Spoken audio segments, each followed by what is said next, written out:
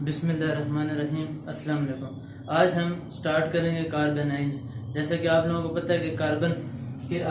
ने जब 3 बॉन्ड बनाए होते हैं तो कार्बन के ऊपर एक नेगेटिव चार्ज होता है, तो उसे कहा जाता है कार्बेनाइन। और ये एक रिएक्टिव इंटरमीडिएट है, जो कि आपको पता है कि रिएक्टिव इंटरमीडिएट वो होते हैं जो कि अनस्टेबल होते हैं और बहुत थोड़ी देर के लिए अपीयर होते हैं, थोड़ी देर के लिए रिएक्शन के दौरान प्रोड्यूस होते हैं, फिर उसके बाद खुद ही यूटिलाइज हो जाते हैं। तो इसमें कार्बन के हमने उस दिन पढ़े थे, कार्बन इंटरमीडिएट्स मुख्तलिफ किस्म के होते हैं। कुछ कार्बन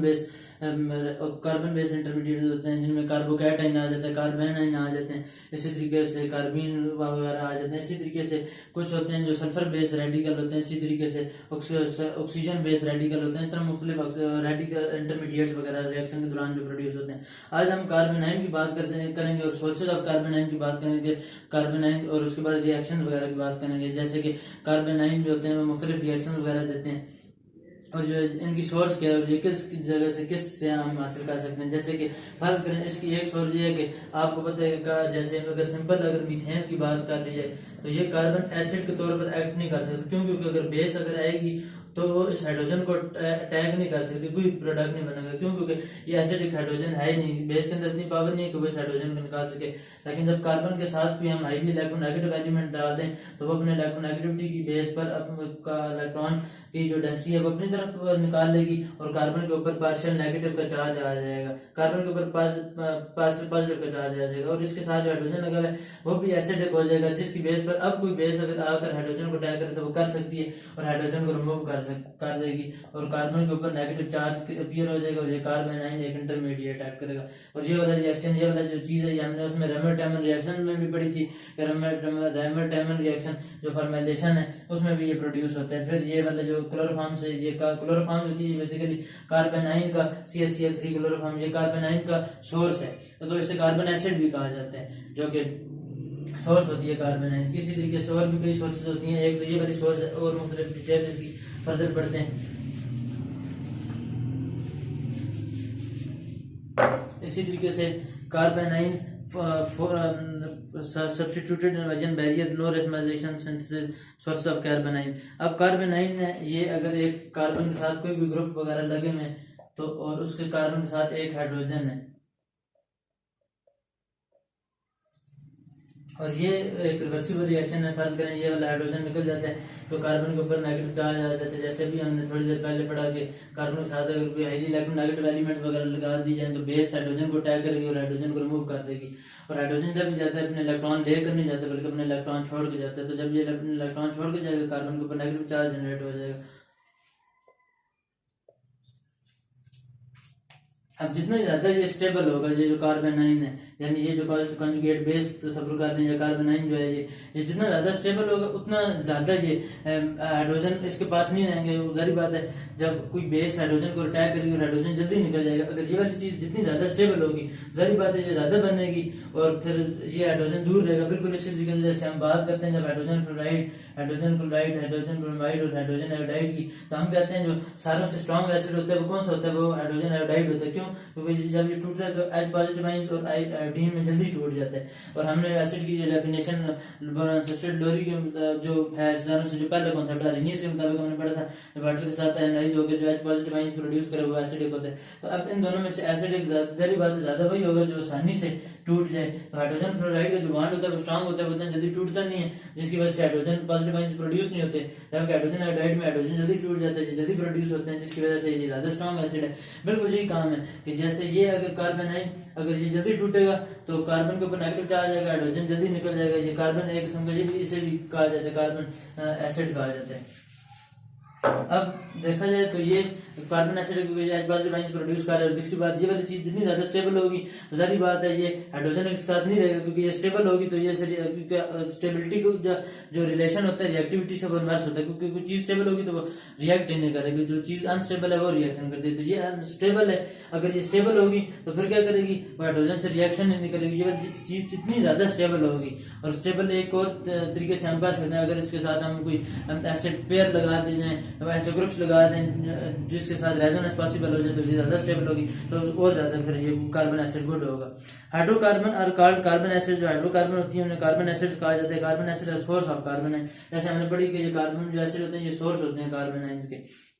इसी तरीके से अब इसका अगर के ए लिखें तो जब इसका के ए लिखते हैं तो आपने पढ़ा है इक्विलिब्रियम कांस्टेंट लिखते हैं तो प्रोडक्ट ऊपर लिखा जाता है और रिएक्टेंट नीचे लिखा जाता है। तो इसमें कार्बन के ऊपर जो नेगेटिव चार्ज है वो वाला ऊपर लिखा जाएगा और ये H पॉजिटिव भी ऊपर लिखा जाएगा और नीचे लिखा जाएगा कार्बन एसिड जो सब्सट्रेट होगा। ये जो हमारे पास ये वाली चीज है इसको अगर हम सबस्ट्रेट कह दें तो ये प्रोडक्ट हो जाएगा। क्योंकि आपको पता है इक्विलिब्रियम के चैप्टर में ये बात पड़ी हुई है कि जो इक्विलिब्रियम कांस्टेंट जब हम लिखते हैं तो प्रोडक्ट ऊपर लिखते हैं और रिएक्टेंट नीचे लिखते हैं। तो ये प्रोडक्ट मानना है तो ये इस वजह से हमने ऊपर लिखे हैं और ये जो ब्रैकेट के साइन होते हैं ये मोलर कंसंट्रेशन को शो करते हैं, मोल पर डेसीमीटर क्यूब।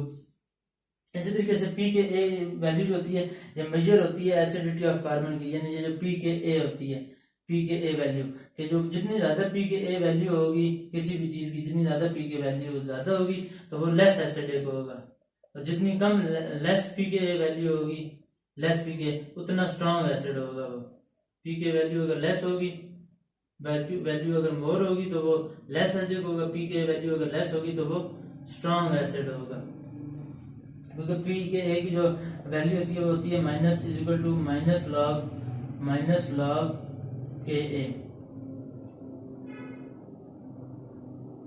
अच्छा तो लो पी के जैसी बात है वो स्ट्रॉन्ग एसिड होता है, जितना पी के कम होगी उतना ज्यादा स्ट्रॉन्ग एसिड होगा। हाइड्रोकार्बन पी की जो पी के वैल्यू होती है वो तकरीबन 15 से लेकर और 50 तक होती है, यानी पी के जो वैल्यू जो होती है उनकी 15 से अबव 50 तक होती है। अगर क्योंकि अगर हाइयर पी के वैल्यू होगी, अगर किसी की कार्बन एसिड की पी के वैल्यू 50 से भी ज्यादा होगी तो फिर जारी बात है वो क्या होगा, वो एसिडिक नहीं होगा। क्योंकि अगर पी के वैल्यू ज्यादा आती हो जाएगी तो वो लेस एसिडिक होता जाएगा। पी के वैल्यू अगर 4 से भी ज्यादा होगी तो वो क्या होगा, वो एसिडिक कार्बन एसिड के तौर पर एक्ट नहीं करेगा, वो फिर कार्बन आयन की सोर्स फिर वो नहीं रह सकता। लेकिन जिसकी पी के वैल्यू जितनी ज्यादा कम होगी वो आसानी से जनरेट कार्बन आयन आसानी से वो जनरेट कर सकते हैं। अब एक और कार्बन आयन की सोर्स पढ़ लेते हैं। एक तो ये हमने पढ़ी क्लोरोफॉर्म होगी, यानी कार्बन के साथ हम हाइड्रोजन नेगेटिव एलिमेंट लगा दें, ये भी कार्बन आयन की सोर्स है। एक और सोर्स कार्बन आयन की क्या है, अगर कोई CH3COO इस कार्बन के साथ HH लगा हुआ है COO CH3, यानी ये बेसिकली CH2 यानी 1 2 3 4 यानी 1,3 डाइकार्बोनिल कंपाउंड, इनको 1,3 डाइकार्बोनिल कंपाउंड कहा जाता है क्योंकि दो जो कार्बोनिल की आपस में रिलेशन बनी है 1,3 बनी है। इसको अगर 1 कहा जाए तो इसका जो इन दोनों का आपस में डिफरेंस आ रहा है 1,3 डाइकार्बोनिल कंपाउंड ये भी सोर्स होते हैं कार्बोनिल कंपाउंड के। क्योंकि ये वाली जो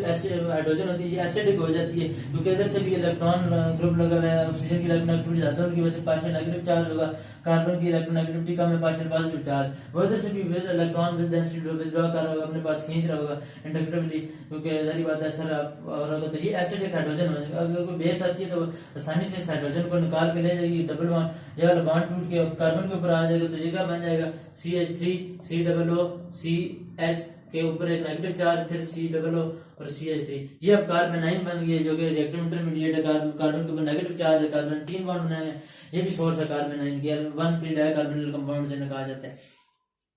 तो इसकी भी पी के वैल्यू कम होती है, सारी बात है, ये आसानी से वो ऐसे एसिड जनरेट कर रहे हैं तो ये इसकी भी पी के वैल्यू कम होती है, इसकी जो पी के वैल्यू होती है, और वो आसानी से कार्बन एसिड, इससे भी कार्बन एसिड कह सकते हैं जो कि सोर्स है कार्बन आयन की। फिर एक और कहा जाता है एक और एक्टिव मिथाइल, और बेसिकली इसमें क्या होता है एक्टिव मिथाइलिन ग्रुप होते हैं। अगर इसी जगह COO इस मिथाइल की जगह अगर हम एक एस्टर ग्रुप लगा दें, OET लगा दें तो ये एक एस्टर बन जाएगा। फिर भी ये वाला जो हाइड्रोजन है ये कार्बन एसिड की तो जरी बात है एसिडिक हाइड्रोजन हो जाएगी क्योंकि इधर से भी इलेक्ट्रॉन डेंसिटी लगी हुई, इधर से भी ऑक्सीजन के ऊपर पार्शियल पॉजिटिव चार्ज है, तो इस एसिड को ये काफी हाइड्रोजन को एसिडिक कर देंगी, तो फिर बेस आकर अटैक करेगी, इस हाइड्रोजन को रिमूव कर देगी, CH3COO कार्बन के ऊपर H रह जाएगा, कार्बन के ऊपर नेगेटिव चार्ज आ जाएगा, बिल्कुल इसी तरीके से जैसे हमने इधर बेस निकाली है, इसमें से एक हाइड्रोजन निकल जाएगा, बाकी एज इट इज COOET। और आगे देखा जाए आगे तो ये तो रेजोनेंस भी चल जाती है क्योंकि हमने कहा जो आगे तो जितनी ज्यादा रेजोनेंस हो जाएगी वो उतना ज्यादा स्टेबल होगा, क्योंकि ये अब कार्बन आयन बन गया और ये साथ रेजोनेंसली स्टेबलाइज भी है, तो ये वाला बॉन्ड टूट के इधर जाएगा, ये वाला बॉन्ड टूट के इधर आ जाएगा, ये इस साइड से जाना चाहिए, ये वाला इधर जाएगा, ये बॉन्ड टूट के इधर आ जाएगा, बिल्कुल इसी तरीके से जैसे ऊपर के केस में भी रेजोनेंस होती है, ये वाला बॉन्ड टूट के अगर इधर जाता है ये इधर आ जाएगा, ये वाला बॉन्ड नेगेटिव चार्ज अगर इधर आए तो ये वाला बॉन्ड टूट के ऑक्सीजन के ऊपर चला जाएगा, तो ये रेजोनेंसली भी स्टेबलाइज होते हैं। तो एक तो ये चीज होगी। इसी तरीके से एक और कार्बन आयन की सोर्स है जिसे कहा जाता है साइक्लोपेंटाडाइईन। अब ये भी साइक्लोपेंटाडाइईन है, ये भी कार्बन की सोर्स है, ये किस तरह कार्बन की सोर्स है। अब ये इसके साथ एक हाइड्रोजन हमें पता लगा है, दो दो दो हाइड्रोजन लगे हैं तो कार्बन 4 बॉन्ड बनाती है। अब कोई बेस अगर आके हाइड्रोजन को अटैक करता है इधर तो फिर क्या होगा, ये वाला बॉन्ड टूट के नेगेटिव के ऊपर चला जाएगा। तो साइक्लोपेंटाडाइन के केस में इधर एक हाइड्रोजन तो है, एक के ऊपर नेगेटिव चार्ज आ जाएगा क्योंकि हाइड्रोजन निकल गया। अब ये जो है ये रेजोनेंसली स्टेबलाइज है क्योंकि ये एरोमेटिक सिस्टम बन गया है, और एरोमेटिक जो होता है वो कंजुगेशन की वजह से स्टेबलाइज होता है क्योंकि ये इधर आ जाएगा, फिर ये वाला बॉन्ड टूट के इधर आएगा, ये वाला बॉन्ड टूट के फिर इधर जाएगा, और ये वाला बॉन्ड टूट नेगेटिव चार्ज इधर नेगेटिव चार्ज क्रिएट होगा, फिर ये वाला नेगेटिव चार्ज इधर आएगा। तो ये वाला जो नेगेटिव चार्ज फिर इस जगह से आएगा, ये क्योंकि रेजोनेंस हो रही है, double bond single bond 4n+2 pi electron के मुताबिक ये एरोमेटिक बॉन्ड है, तो कंजुगेशन की वजह से भी स्टेबलाइजेशन की वजह से स्टेबल हो जाता है। तो ये भी कार्बन का नॉन एरोमेटिक से एरोमेटिक के अंदर कन्वर्ट हो गया, तो उस हिसाब से ये भी कार्बन एसिड ऐसे कह सकते हैं, ये भी कार्बन आयन की सोर्स हो सकती है। इसी तरीके से some carbon acid which have the pKa value compare to, कुछ ऐसे भी कार्बन एसिड होते हैं जिनकी pKa वैल्यू उतनी ज्यादा यानी कम, क्योंकि हमने कहा था जितनी ज्यादा कम होगी उतना ज्यादा स्ट्रॉन्ग एसिड होगा। तो बाद कुछ कार्बन एसिड होते हैं जिनकी pKa वैल्यू इतनी ज्यादा कम होती है कि वो मिनरल एसिड के मुताबिक होती है, जैसे सल्फ्यूरिक एसिड हो गया, HCl हो गया, इनके बराबर हो जाती है। वो किस तरह, जैसे फर्ज करें किसी कार्बन के साथ, जैसे सारे से पहले हमने जो बात की थी, जब भी कार्बन के साथ इलेक्ट्रॉन ग्रुप लगा दें तो कार्बन के साथ जब विद इलेक्ट्रॉन ग्रुप लगाएंगे तो हाइड्रोजन बिल्कुल आसानी से लीव कर जाएगा।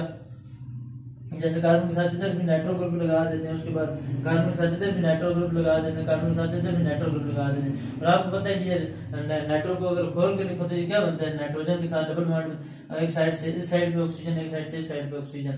तो इस साइड से ऊपर प्लस का चार्ज, इस साइड के ऊपर अगर माइनस का चार्ज लिख दें और खोल के लिखें तो कार्बन के ऊपर नाइट्रो ग्रुप, तो कार्बन बॉन्ड बनाता है 3। नाइट्रोजन अगर इधर प्लस बॉन्ड बनाए में और इधर ऑक्सीजन के ऊपर, नाइट्रोजन के ऊपर प्लस का चार्ज आ जाएगा, तो इस ऑक्सीजन के ऊपर माइनस का चार्ज, इसके ऊपर प्लस का चार्ज।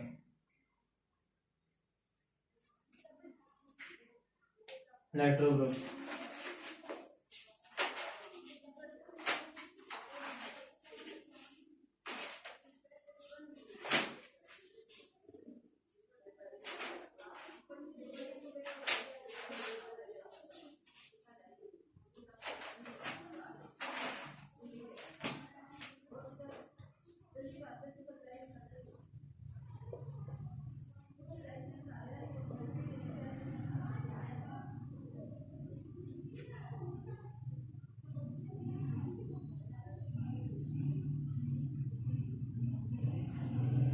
तो इस तरीके से होती है। अब अगर कार्बन के साथ भी हाइड्रोजन वाला ग्रुप लगा तो सारी बात है, इधर से फिर रेजोनेंस आउट ऑफ द हो जाएगी। जैसे हम लोग ने बात पढ़ी थी, जब फिनाइल के पास ग्रुप वगैरह, नाइट्रो वगैरह ग्रुप लगे होते हैं तो उसके वो रेजोनेंस डिस्टेबलाइज हो जाता है क्योंकि आउटसाइड द रिंग रेजोनेंस वगैरह चली जाती है। इसी तरीके से अब ये कार्बन, ये वाला कार्बन है, कार्बन के साथ एक नाइट्रो ग्रुप लगा हुआ है, नाइट्रोजन है, इस साइड से भी ऑक्सीजन के साथ बॉन्ड बनाया है, इस साइड से भी ऑक्सीजन के साथ बॉन्ड बनाया है। इस ऑक्सीजन के ऊपर नेगेटिव चार्ज है, इस ऑक्सीजन के बॉन्ड पूरे हैं, इस वजह से कोई चार्ज नहीं। नाइट्रोजन ने 4 बॉन्ड बनाए हैं, इस वजह से नाइट्रोजन के ऊपर भी प्लस का चार्ज है। अब देखा जाए तो इसमें भी रेजोनेंस वगैरह चल जाती है। और अब इस कार्बन के साथ अगर हाईली इलेक्ट्रोनेगेटिव एलिमेंट जुड़े हैं जो कि विजिबल आएंगे, इधर से भी विजिबल आएंगे, इधर से भी विजिबल आएंगे और इधर से हाइड्रोजन हम डाल देते हैं तो वो काफी एसिडिक हो जाएगी। आपको अगर बेस आकर हाइड्रोजन के ऊपर अटैक करे तो बॉन्ड आसानी से टूट के कार्बन के ऊपर चले जाएगा, कार्बन के ऊपर नेगेटिव चार्ज आ जाएगा, एच पॉजिटिव लीव आ जाएगा, इधर से भी नाइट्रो ग्रुप, इधर से भी नाइट्रो ग्रुप, इधर से भी नाइट्रो ग्रुप। तो ये एक कार्बन आयन है, ये जो कार्बन आयन बन गए तो ये क्या कार्बन एसिड है क्योंकि ये कार्बन आयन की सोर्स है।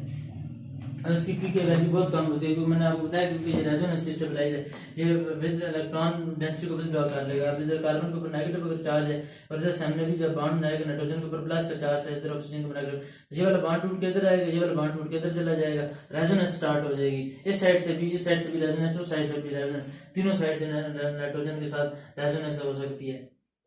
ऑक्सीजन के ऊपर नेगेटिव चार्ज, इधर से भी ऑक्सीजन के ऊपर नेगेटिव, फिर ये वाला चार्ज इधर होके आएगा, ये वाला चार्ज फिर वापस चला जाएगा। तो इस तरीके से रेजोनेंसली हर कार्बन के साथ इस साइड से भी नाइट्रोजन नाइट्रो ग्रुप रेजोनेंस करेगा, इस साइड से भी बहुत ज्यादा रेजोनेंसली स्टेबलाइज स्ट्रक्चर बन जाएंगे क्योंकि हमने पढ़ा था जितनी ज्यादा रेजोनेंस वाले स्ट्रक्चर होंगे उतना ज्यादा फिर वो होती है।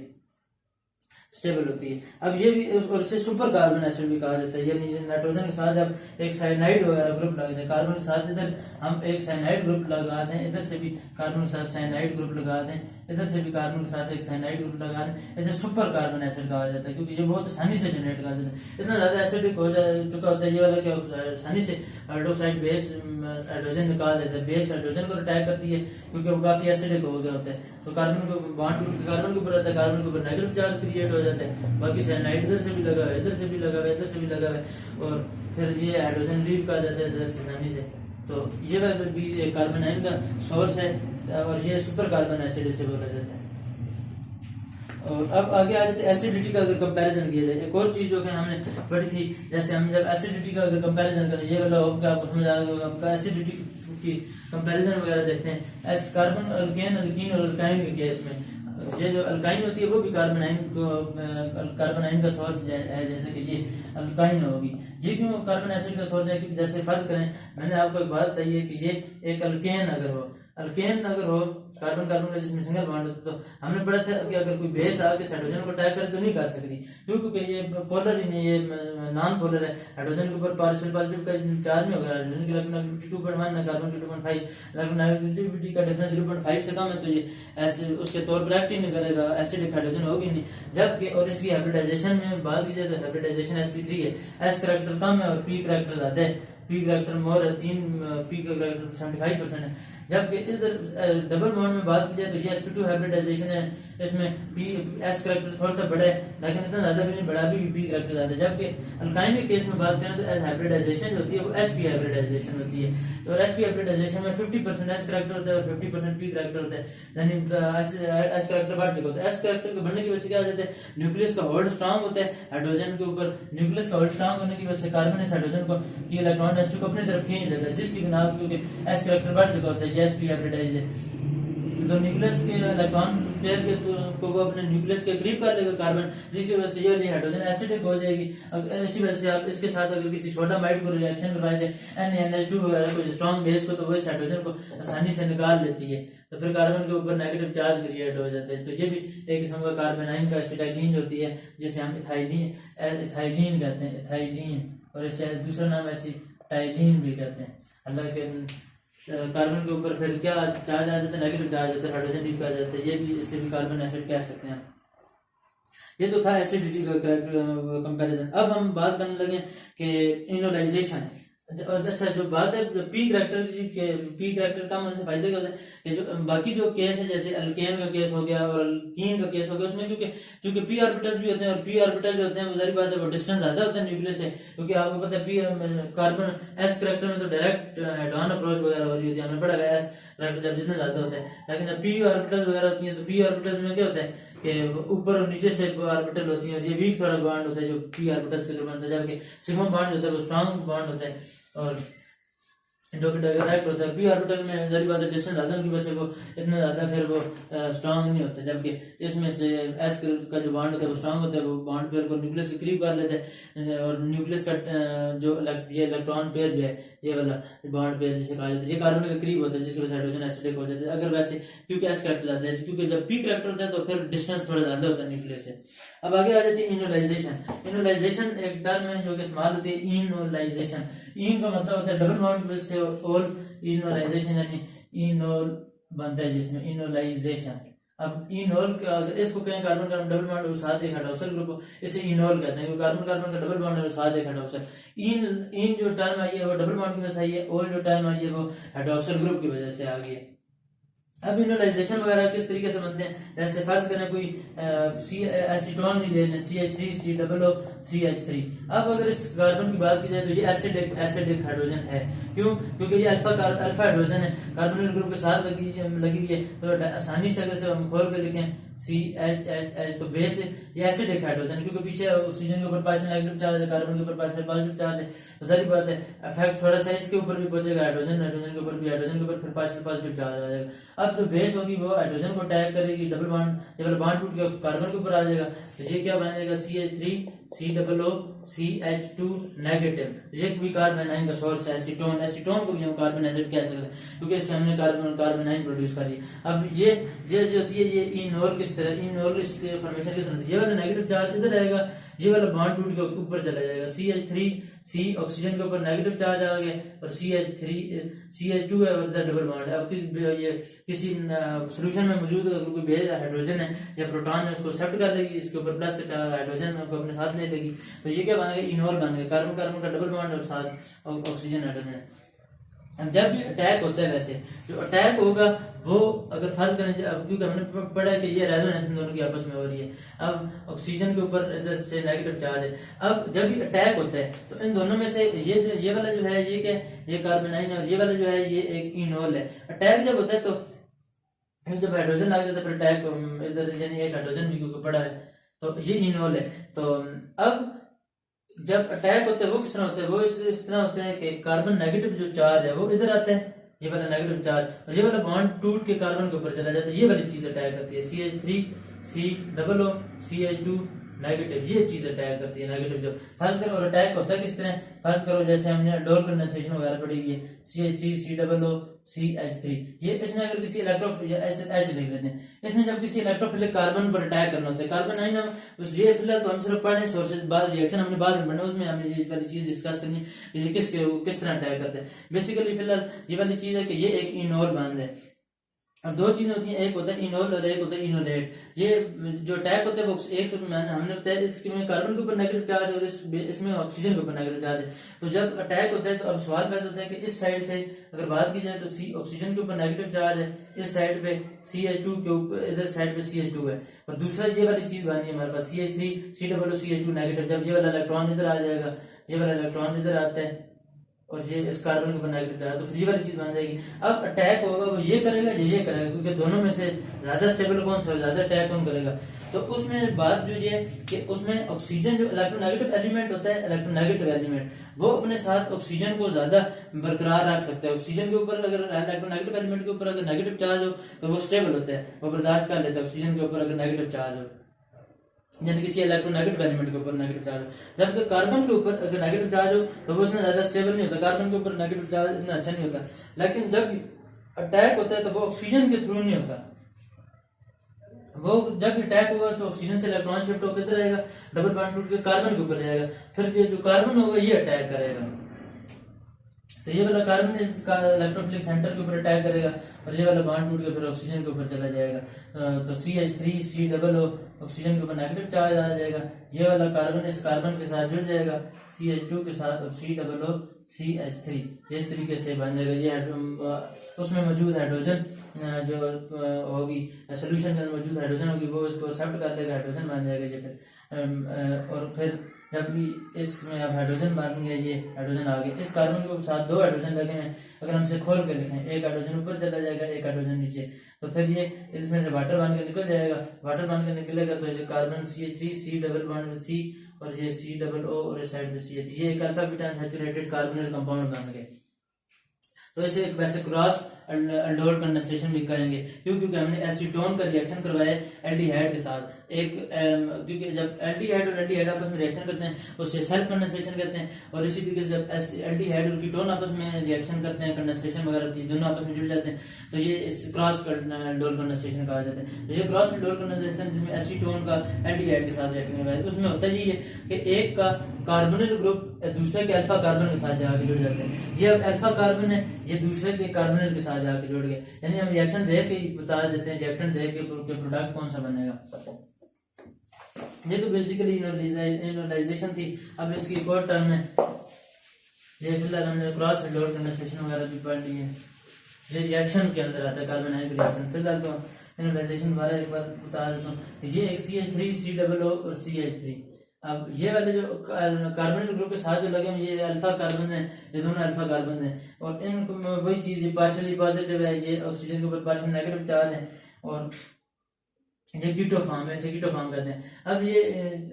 ज्यादा इसमें एरो अब शो करें तो एरो जब शो किया जाता है तो इस तरह शो किया जाता है, यानी ज्यादा इस फॉर्म में और कम जो फॉर्म है वो इस फॉर्म में, ये वाली जो फॉर्म है जो जिसे इनोर फॉर्म कहा जाता है, जिसमें बेस आके हाइड्रोजन को अटैक करेगी, इसमें से हाइड्रोजन निकल जाएगा, कार्बन के ऊपर नेगेटिव चार्ज आ जाएगा, कार्बन के ऊपर जब नेगेटिव चार्ज आएगा तो फिर वो वाला इस इधर शिफ्ट होगा, जैसे मैं इधर करके बता देता हूँ, CH2 के ऊपर नेगेटिव चार्ज आ गया क्योंकि बेस ने आके हाइड्रोजन को अटैक किया, फिर COO और CH3, ये वाला बॉन्ड टूट के इधर आएगा, ये वाला टूट के इधर जाएगा, तो फिर ये वाली चीज बन जाती है डबल बॉन्ड विद CH और ऑक्सीजन के ऊपर नेगेटिव चार्ज और इस साइड पे CH3, इसे इनोल फॉर्म कहते हैं। ये वाली कीटो फॉर्म है, ये इनोल फॉर्म है। तो ज्यादातर ये वाली जो स्टेबल फॉर्म में रहता है वो तो ये वाली ज्यादा स्टेबल है कीटो फॉर्म, और ये तकरीबन ज्यादा ही होती है, 99% ये वाली होती है, और ये जो 1% होती है वो ये इनोल फॉर्म होती है। उसके बाद any carbonyl that contain beta hydrogen has the power to withdraw electron density from the and become the hydrogen. इसके बाद acetone form the in equilibrium half क्लोराजेनस। अच्छा, ये वाले एरो ध्यान रखना कि ये वाला जो एरो होता है इसमें कीटो और इनोल की जब इक्विलिब्रियम में ये हम बताते हैं तो हम इस तरीके से शो करते हैं। इसका मतलब है ज़्यादा ये कीटो फॉर्म है और इनोल में ये कम फॉर्म है, ये हाफ एरो के थ्रू। लेकिन जब हम रेजोनेंसली स्टेबलाइज स्ट्रक्चर वगैरह ड्रा करते हैं, जैसे हम रेजोनेंस वगैरह कर देते हैं, तो फिर हम कौन से एरो शो करते हैं, फिर हम ये वाला एरो शो करते हैं कि जो उधर भी जा रहा है उधर भी डबल एरो शो करते हैं दोनों साइडों में। इसी तरीके से इनोल का सोर्स ऑफ कार्बन है, जैसे कि ये इनोल है तो ये सोर्स है कार्बन का, क्योंकि इनोल इस तरीके से कार्बन का सोर्स है क्योंकि ये वाला नेगेटिव चार्ज इधर आएगा, ये वाला बॉन्ड टूट के इधर चला जाएगा, ये फिर दोबारा ये चीज मान जाएगी, तो ये कार्बन हमारे पास बन गया। इसका मतलब ये जो इनोल है ये सोर्स होती है कार्बन का, तो इनोल को भी हम कार्बन एसिड वगैरह कह सकते हैं। बेसिकली वो भी जो इनोल है वो किस में से बना है, वो कीटो एसीटोन में से बना है, तो हम एसीटोन को फिर कार्बन एसिड बोलते हैं। अब इन कार्बोनिल ग्रुप जो होता है, carbonation we convert the enolate enolisation is needed. Enol enolate are source of carbon added into acid catalyse और बेस कैटालाइज। इनोलाइजेशन, अब इनोलाइजेशन दो किस्म की होती है। इनोलाइजेशन में एक एसिड कैटालाइज होती है और एक बेस कैटालाइज इनोलाइजेशन होती है। दोनों पढ़ लेते हैं, एसिड कैटालाइज क्यों जरूरी है और बेस कैटालाइज क्यों जरूरी है, और ये कब कब प्रोड्यूस होती है। जब फर्स्ट एसिड कैटालाइज इनोलाइजेशन होती है, एसिड कैटालाइज, तो ये एक एसीटोन है CH3COO और अब हाइड्रोजन इस साइड पे आ जाता है। एसिड कैटालाइज जब होती है तो ऑक्सीजन के पास आपने पता है जब छठे ग्रुप से बिलोंग करता है, जो जिस ग्रुप से बिलोंग करता है उसके आखिरी शेल में उतने इलेक्ट्रॉन होते हैं, और जितने अनपेयर होते हैं उतने बॉन्ड बनाते हैं। इसके पास दो अनपेयर थे, दो उसने बॉन्ड बना लिए ऑक्सीजन ने, और दो इसके पास अब पेयर के फॉर्म में मौजूद है, तो दो लोन पेयर। अब ये अपने लोन पेयर के थ्रू हाइड्रोजन को अटैक करेगा। एसिड कैटालाइज जब होगा तो ऑक्सीजन के ऊपर प्लस का चार्ज आएगा, ऑक्सीजन की प्रोटोनेशन होगी इसने, जब ये ऑक्सीजन माइन बन जाएगा क्योंकि उसकी वैलेंसी एक्सीड होगी, ऑक्सीजन के ऊपर प्लस का चार्ज आ जाएगा। इलेक्ट्रोनेगेटिव एलिमेंट के ऊपर जब प्लस का चार्ज होता है तो वो बर्दाश्त नहीं करता बरल। तो ये वाली चीज आपको समझ आ गई कि इसमें ये तो फिर अब इसमें से क्या होता है कि हाइड्रोजन निकाल देते हैं हम। हाइड्रोजन जब निकालते हैं तो फिर इसमें, क्योंकि ये कार्बन है फर्ज करें, तो इसमें से जब हाइड्रोजन निकलता है,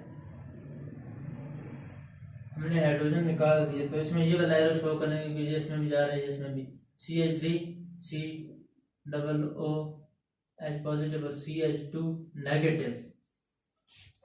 तो नेगेटिव जब आए इस हाइड्रोजन के ऊपर नेगेटिव आए, और ये बेसिकली हाइड्रोजन जो है नेगेटिव चार्ज है वो किसी बेस ने, जारी बात है, इस कार्बन हाइड्रोजन को अटैक किया होगा, हाइड्रोजन निकल गई होगी तो कार्बन के ऊपर नेगेटिव चार्ज आ गया, ये वाला इधर शिफ्ट होगा और ये वाला बॉन्ड टूट के इधर चला जाएगा। तो ये CH3 बेसिकली ये किस में कन्वर्ट हो जाता है देखा जाए तो ये वाला तो दरमियान में रिएक्शन ओवर होता है, करते करते ये इसमें कन्वर्ट हो जाता है। इसको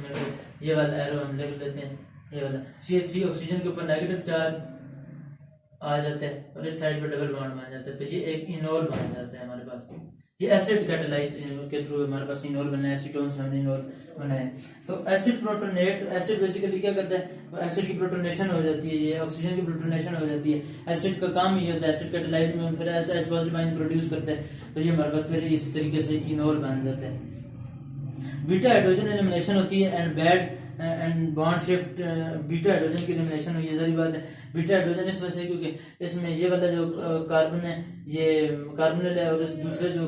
कार्बन है उसको जो फंक्शनल ग्रुप के साथ वाला कार्बन होता है उसे अल्फा कार्बन कहा जाता है, जो फंक्शनल ग्रुप के साथ होता है। और उस जो ऐसा कार्बन जो कि फंक्शनल ग्रुप के साथ जुड़ा हुआ है, फंक्शनल ग्रुप के साथ वाले कार्बन को अल्फा कार्बन कहा जाता है, उसके साथ वाले कार्बन जो नेक्स्ट होते हैं एडिशन कार्बन से बीटा कार्बन कहा जाता है, उसके जो भी एलिमेंट होंगे उन्हें फिर बीटा हाइड्रोजन कहा जाता है। तो इसमें बीटा हाइड्रोजन की एलिमिनेशन वगैरह भी होती है एंड बॉन्ड शिफ्ट हो जाता है। When we use acid enol concentration is increase, जब हम एसिड बनाते हैं, एसिड कैटालिस्ट के तौर पर इस्तेमाल करते हैं तो हमारे पास इनोल की कंसंट्रेशन बढ़ जाती है। क्यों? क्योंकि हमारे पास इनोल प्रोड्यूस हो रहा है। जैसे हमने दोनों फॉर्म पढ़ी है, ये कीटो फॉर्म है, वो दूसरी वाली फॉर्म इनोल वाली फॉर्म होती है जो हमने सारे स्टार्ट में के अंदर पढ़ी थी कि एसीटोन में से एक ये फॉर्म होती है एसीटोन की CH3 कीटो इनोल्ट ऑटोमराइजेशन जिसे कहा जाता है। सी ये एसीटोन है,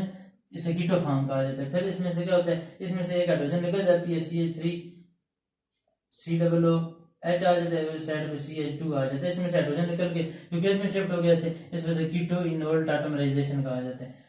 और सैन फिर आपको पता है दूसरा शो करने ये वाली ज़्यादा स्टेबल होती है, कीटो फॉर्म जो होती है, ये वाली इनोल फॉर्म जो होती है लेस स्टेबल होती है। तो इसमें हाइड्रोजन के दरम्यान में डबल बॉन्ड है, सिंगल बॉन्ड है हाइड्रोजन के साथ, तो ये इनोल बन गया डबल बॉन्ड। तो ये वाली एसिड कैटालाइज जो होती है उसके थ्रू हमने ये इनोल बनाया। अब हम पढ़ते हैं बेस कैटालाइजेशन। बेस में क्या होता है कि CH3 COO CH3 है। अब बेस कैटालाइज होगी, वो क्या करेगी, हाइड्रोजन को रिमूव करेगी। अब CH3 को खोल कर रखेंगे, बेस आगे अटैक करेगी, बस हाइड्रोजन को निकाल देगी, CH3 COO CH2 के ऊपर नेगेटिव चार्ज आ जाएगा। अब ये वाला जब नेगेटिव चार्ज आएगा ये वाला बॉन्ड टूट के इधर जाएगा, तो ये वाला बॉन्ड टूट के इधर जाएगा और ये वाला डबल बॉन्ड वाला टूट के ऑक्सीजन की तरफ चला जाएगा। Acid catalyse. अच्छा, ये वाली चीज समझ आ गई कि बेस ने इस हाइड्रोजन को अटैक किया, ये वाला बॉन्ड टूट के इधर शिफ्ट हो गया और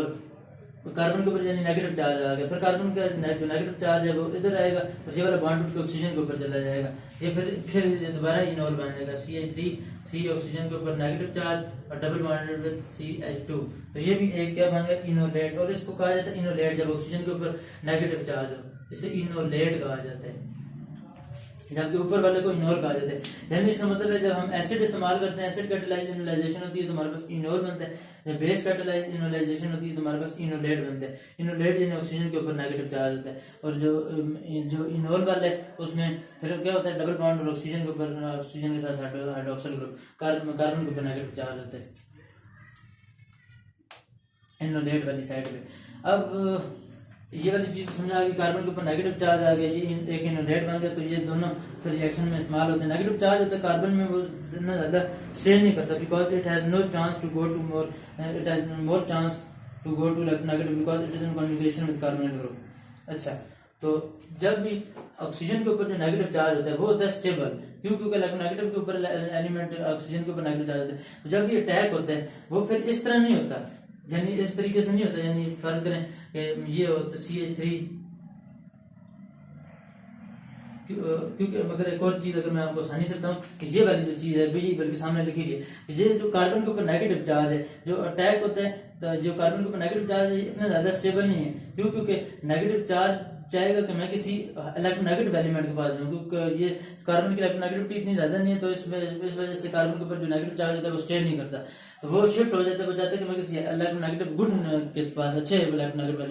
एलिमेंट के पास चले जाऊं, तो वो फिर ऑक्सीजन के ऊपर चला जाता है। तो ये वाला जो होता है वो ज्यादा में एग्जिस्ट करता है, इनोलेट जो होती है इसकी निस्बत, क्योंकि इन दोनों में से ज्यादा स्टेबल ये वाला है, क्योंकि ऑक्सीजन के ऊपर नेगेटिव चार्ज है और इस साइड पे कार्बन के ऊपर नेगेटिव चार्ज है। तो जब ये अटैक होता है वो फिर इस ऑक्सीजन के थ्रू नहीं होता, क्योंकि ऑक्सीजन तो स्टेबल है और हमने पता है कि स्टेबल तो अनस्टेबल की तरफ नहीं जाता। तो इसी वजह से जब अटैक होता है तो फिर ये इस तरह कार्बोनाइन के थ्रू होता है, कार्बोनाइन पहले बनता है इनोलेट से, यानी ये वाला नेगेटिव चार्ज इधर शिफ्ट हो जाएगा और ये वाला जो डबल बॉन्ड होगा टूट के कार्बन के ऊपर नेगेटिव चार्ज के तौर पर आ जाएगा, फिर वो अटैक करेगा। इसी वजह से जब ये वाले डोलकोनाइजेशन वगैरह रिएक्शन होते हैं इनको याद रखने का भी सारा आसान तरीका है। हमेशा जो दो उसने प्रोडक्ट दिए होते हैं उसमें यही होता है कि एक मॉलिक्यूल, एक एलिमेंट का अल्फा कार्बन, एक कंपाउंड का अल्फा कार्बन दूसरे के कार्बोनिल के साथ जाकर जुड़ जाता है, तो फिर हमारे पास वो कंडेंसेशन अगला प्रोडक्ट बन जाता है। एसिड से हमने देखा कि इनोल बना और बेस से हमारे पास इनोलेट बनी, और ये दोनों के दोनों इनोल और इनोलेट होते हैं, ये कार्बोनाइन का एक सोर्स होते हैं। कार्बोनाइन जो होती है वो अच्छा गुड न्यूक्लियोफाइल है। कार्बोनाइन, कार्बन के ऊपर नेगेटिव चार्ज है, सारी बात है वो न्यूक्लियोफाइल के तौर पर ऐड कर रही होगी और किसी इलेक्ट्रोफिलिक सेंटर को अटैक करेगी and with the electrophilic enol. अब हम एक और रिएक्शन पढ़ते हैं, यानी जब अटैक होगा तो किस तरह होगा। फिर मैंने ये समझा तो वैसे दिया है, लेकिन मैं एक बार फिर बता रहा हूँ कि जब अटैक होगा वो किस तरह होता है कि RCOOH होगा और इस साइड पे जो CH2 डबल बॉन्ड ऑक्सीजन के ऊपर नेगेटिव चार्ज, इस साइड पे CH3। जब भी अटैक होगा तो हमने पढ़ा क्योंकि ये तो स्टेबल है, क्योंकि ये नेगेटिव एलिमेंट के ऊपर नेगेटिव चार्ज है तो वो रिटेन कर सकते हैं। लेकिन जब अटैक होगा फिर किस तरह होगा, ये वाला बॉन्ड टूट के रहेगा, ये वाला इस कार्बन के इलेक्ट्रोफिलिक सेंटर को अटैक करके ये वाला कार्बन, क्योंकि ये वाला बॉन्ड नेगेटिव चार्ज एक किस्म का टूट के कार्बन के ऊपर आ गया और ये कार्बोनाइन के तौर पर एक्ट करेगा, फिर ये दोनों आपस में जुड़ जाएंगे, ये वाला कार्बन और ये वाला। यानी अल्फा ए का जो अल्फा कार्बन है, ये अल्फा कार्बन है, ए का अल्फा कार्बन दूसरे के कार्बोनिल के साथ जाकर जुड़ गया, यानी इस तरह जुड़ गया, ये वाला बॉन्ड फिर टूट के ऊपर चला जाएगा, ऊपर नेगेटिव चार्ज आ जाएगा, ये वाला कार्बन है, ये वाला कार्बन है CH3 और ये वाला इसके साथ वाली बात CH2 ही रहेगा। तो ये एक फिर बन जाएगा। इधर ऑक्सीजन जो होगी, जारी बात है ऑक्सीजन फिर आपको पता है आगे क्या करेगी, हाइड्रोजन को सोल्यूशन के अंदर मौजूद हाइड्रोजन होगा उसको अपने साथ में डाल देगी और इस कार्बन के ऊपर एक हाइड्रोक्सिल ग्रुप लग जाएगा। इसी वजह से इसे एंडोल भी कहते हैं, क्योंकि एक एल्डिहाइड एंडोल कंडेंसेशन प्रोडक्ट वगैरह भी बार एंडोल कंडेंसेशन प्रोडक्ट तो इससे बोलेंगे। और एक और चीज़ भी है ये